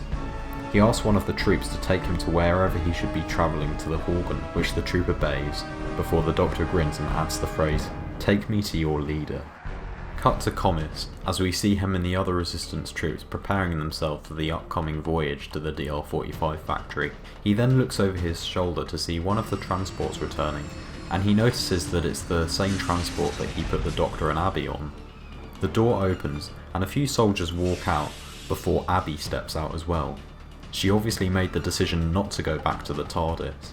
Komis jogs over to her, and says he thought that she was leaving with the Doctor, and asks her what she's doing back here. Abby is about to respond, before suddenly an alarm sounds around the base, and everyone in the hangar begins looking around in terror. She asks what the alarm is, and Komis tells her that it's the code red sound, which can only mean that the Empire's found them. People begin to move around, some of them shouting orders at the soldiers, and others gathering up equipment and running. Abby jokes that maybe she didn't pick the best time to come back, but Komis ignores her. Duran runs into the hangar and starts shouting at the top of his lungs for everyone to pick up equipment they can and get onto any transport that they can find. The base starts to shake, and Komis tells Abby to follow him before they begin running out of the hangar. We see some of the transports behind them take off as the big door opens, including the ship Abby had just gotten off, before suddenly everyone covers their eyes as each transport explodes in a flash of orange. Two heavy Imperial ships hover outside the hangar, having just destroyed all the transports. They begin to open fire inside the hangar, and Komis, Abby, Duran, and the various other soldiers sprint away from the blast into a corridor. They're all running, and Abby's almost falling over as her small stature is minuscule compared to the tall soldiers running next to her. Duran shouts to head to the emergency shuttles, and we see as several Imperial troops run into the corridor, a few Resistance soldiers in the group trying to fire down the corridor at them, but the firepower of the Imperials is too strong, and many of them fall down, dying instantly. Abby is visibly horrified at these sights, but knows she has to keep going if she wants to live. After an intense escape scene, Abby, Komis, Duran, and 6 soldiers make it onto the emergency shuttles around the back of the base. One of the soldiers and Duran get into the front seat as they begin to try and take off. Abby looks out the window to see the other shuttles taking off, of which 3 are, but to be quickly blown to pieces mid-flight until the shuttle they are on is the only one left. They are almost destroyed, narrowly missing a few blasts from the heavy Imperial ships, but they just about get away as they fly the ship into the pink sky at full speed. The group take a breath and Abby asks Komis if he's alright, but Komis's attention is on somebody else as he stares directly at Duran. Duran gets up out of the co-pilot chair and walks past everyone else to the ship entrance to see what equipment they managed to salvage. Komis follows him and insists on knowing what he had done to Sogus and if this is his fault. Duran acts confused and asks him if he really thinks that the base being found was his fault. An argument then ensues between the two, as Duran admits that he forced the location of the DL-45 factory out of Sogus through violent methods, but denies that this would have led to the base being found. Komis insists that Sogus must have found a way to contact the Contopian Empire, and obviously the security Duran had installed was terrible if he did that from inside a prison cell. The other soldiers watch as this goes on, until Abby steps in and tells them both to shut up, and that they're literally the only survivors of the base, and they need to stop arguing and actually formulate a plan. She goes on to suggest that they contact the Doctor, as he'll know what to do, but Duran ignores this and picks up a piece of paper from the salvage with a series of numbers on it. He states that they've still got the coordinates for Cordis, and that's where they're gonna go. Komis tells him that he's insane, and that they may have had enough soldiers for that operation 10 minutes ago, but now there's only 9 of them left, and it's going to be the most guarded location in the system, and he wouldn't be surprised if it was more guarded than the Horgan. Duran walks over to the cockpit and looks at the controls, saying that they've got enough fuel to get there if the coordinates are correct. Abby is flabbergasted and asks incredulously if they're going to fly right into the middle of the enemy. Duran then loses his patience and tells everyone how the resistance is finished and there's only them left, and he's lost far too much to just hide away any longer. They're going to the factory and they're gonna find out the truth behind the drug that's driven their planet crazy, and they're gonna stop this once and for all. The soldiers nod and agree, and Komis shakes his head and walks away into the ship's holding area. Abby follows him. We return to the Doctor's perspective as he gets off a shuttle to enter the Horgan and is ushered into a lift by the troop. We cut to President Anoli's throne room as the Doctor walks in through the lift. The troop takes the lift back down, and Anoli stands there at the end of the room, looking out of a window at the planet below. He asks who it is, and the Doctor simply responds by saying he's just a man with a few questions. Anoli turns around to see the Doctor walking towards him, looking at the massive throne room he's in. Anoli states he didn't summon anyone up here at this time. The Doctor replies by simply stating that he's correct, he didn't, and his psychic paper did quite an excellent job once again, not only getting him through security as usual, but quite literally taking him to the throne room in the middle of a massive empire. Anoli is horrified and takes out a blaster pistol from his belt and is about to shoot the Doctor, but fails as the Doctor draws his sonic screwdriver and disables it as it falls onto the ground. Anoli then walks over to his chair to call for security, but again the Doctor just sonics the chair and disables communications, before throwing it up in the air, catching it, and putting it back in his jacket. He then assures the President that he doesn't mean him any harm, he just wants to talk. Noli is stunned and looks the Doctor up and down before saying he's not from the Resistance. He shakes his head and says that he only got here recently, but he was expecting a holiday resort planet, and instead he found a war zone infested with drugs. The Doctor then gets closer to him and tells him that DL-45 is a drug that is far beyond the technology on this planet, and far beyond technology he's seen anywhere else in the universe, a substance capable of warping the very concept of life and death. He then asks Anoli straight up what happened 15 years ago, how did the war against the Quell end, and where did they get the drug from? The episode cuts away from this and back to the shuttle. Komis is sitting down in the holding area, looking at the floor.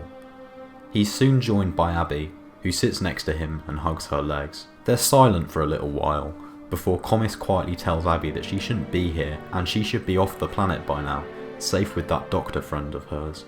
Abby tells Komis that the Doctor went off to investigate the planet or something, and told her to stay in the TARDIS.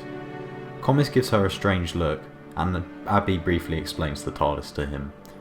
Although she leaves out the whole time machine thing, just to not make herself look stupid. Komis asks her why she came back to the base, and she explains that the Doctor said that DL-45 is beyond anything he's ever seen, and he was more worried than she'd ever seen him before. For that reason she knew that whatever was happening on Contopia was serious, and she should help in whatever way she can, rather than just wait for the Doctor in the TARDIS, as that's not why she decided to travel with him.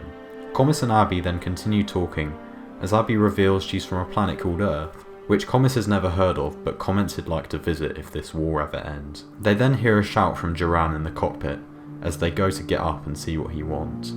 After walking up there, they look out of the window to see a massive station in the middle of space, as Duran states that Sogus wasn't lying and they found the factory, Cordis. He then flies the shuttle closer and soon finds a small opening in the side of the station with a force field. One soldier says that they're not going to be able to get past the force field, but Duran tells her that she'd be surprised. As he flies closer to the opening, the force field deactivates by itself. Komis and Abby are puzzled at this, and Duran looks at them and says that nobody else comes here apart from the Contopian Empire, so the force field must be programmed to turn on and off at the presence of any ship. Komis looks at the station as they fly into the hangar and says that not even President Anoli could build something like this. It's too advanced. Duran dismisses this and asks Komis who else would have built it, to which he shrugs that in response, but Abby doesn't look sure of herself anymore. They land inside the station's hangar and walk out, each soldier with guns at the ready, and Abby with Komis's spare pistol. As they investigate the area, they find themselves in a very small and dark hangar, which becomes a bit lighter when one of the soldiers finds a light switch. Another soldier adds that they can smell the drug in this place, it stinks of DR-45. Abby asks why this place isn't guarded by Imperial troops, but nobody has an answer for her. Duran breaks the silence and replies that it doesn't matter, it makes it easier for them to do damage to this place without running into more trouble. Duran then walks up to a door he's found and looks at the control panel. However, he simply presses the button on it, and the door opens. He goes in, and the soldiers follow him. Komis says he doesn't like how easy this is. Abby nods, and both of them cautiously follow the rest of the group. We cut back to the Horgan, where the Doctor is interrogating President Anoli, asking him questions, but he keeps not answering the question or lying. The Doctor is getting annoyed with him and asks what he's protecting, what's behind all this. In this scene, Abby and the Doctor's perspectives are intercut. Abby and Komis enter the next room to find some kind of alien chemical lab. The Doctor tells Anoli that whatever's going on this planet, he can help him, he just needs to know what's happening. Suddenly, the deep voice we have heard at multiple points in the episode appears on the intercom in the throne room, saying that they didn't expect to hear the voice of a Time Lord again. The Doctor spins around to listen to the voice and asks who he is speaking to. Cutting back to the factory, the group is walking around the room, and Komis says that it's DL-45 that's being made in this room, and one of the soldiers replies that they can tell by the smell. Suddenly, one of the soldiers shouts that they saw something move over in the corner, just for a second. Everyone lifts their guns. One of the soldiers fires their rifle, but is stunned as another of the shadowy figures appears in front of them and slashes them across the face with what we can only assume is an arm, and the soldier dies instantly. The Doctor attempts to talk with the voice, asking what it wants on this planet and if it's the creator of DR-45. The voice replies and says that a predator must find prey or it will simply die. But before the Doctor can reply to this, 6 shadowy figures appear in the throne room, forming a circle around the Doctor. Another soldier attempts to kill the shadowy figure, but another one appears and kills her as well. Abby attempts to open the door on her right, but it's locked shut. Komis tries to open the door with force, but it's still no use, and more figures appear in the lab. The circle of them in the throne room around the Doctor move closer to him until he is engulfed by them and he screams in pain, almost completely out of sight and swallowed by darkness. The voice then speaks over the Doctor's screams and Abby's attempts to get out of the room while Komis tries to shoot at more of these creatures in the lab. The voice says, "We are the night, we are the day. The death you seek is ours. We are the Mortalis."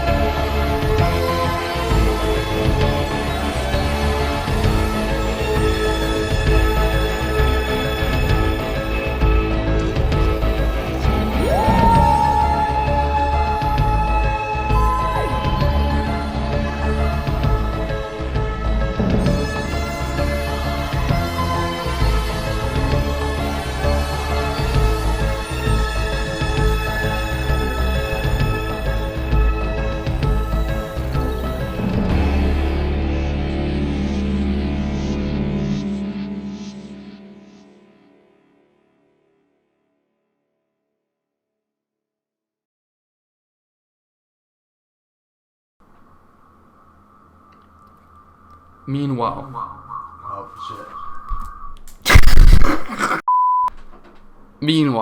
Abby and the rest. What? That line doesn't make any sense. Cut to Abby and the rest of the village standing by the river next to the village. What? What? What? I can grant you the choice of location for correspondence, and I hope you can get. No, actually, you know what? He's not going to yap about that. He's just going to explain it. And by the way, no villager. I am Steve. And by the way, no villager down there is. Sorry, I'm laughing there. As to why he's not turned into the 16th Doctor is a question which you'll have to keep for. I'm going to start again. Well, that was a roller coaster. It's got to go in the outtakes. Yeah. Okay. Well. No. Right, no, that's terrible. You shouldn't have paused.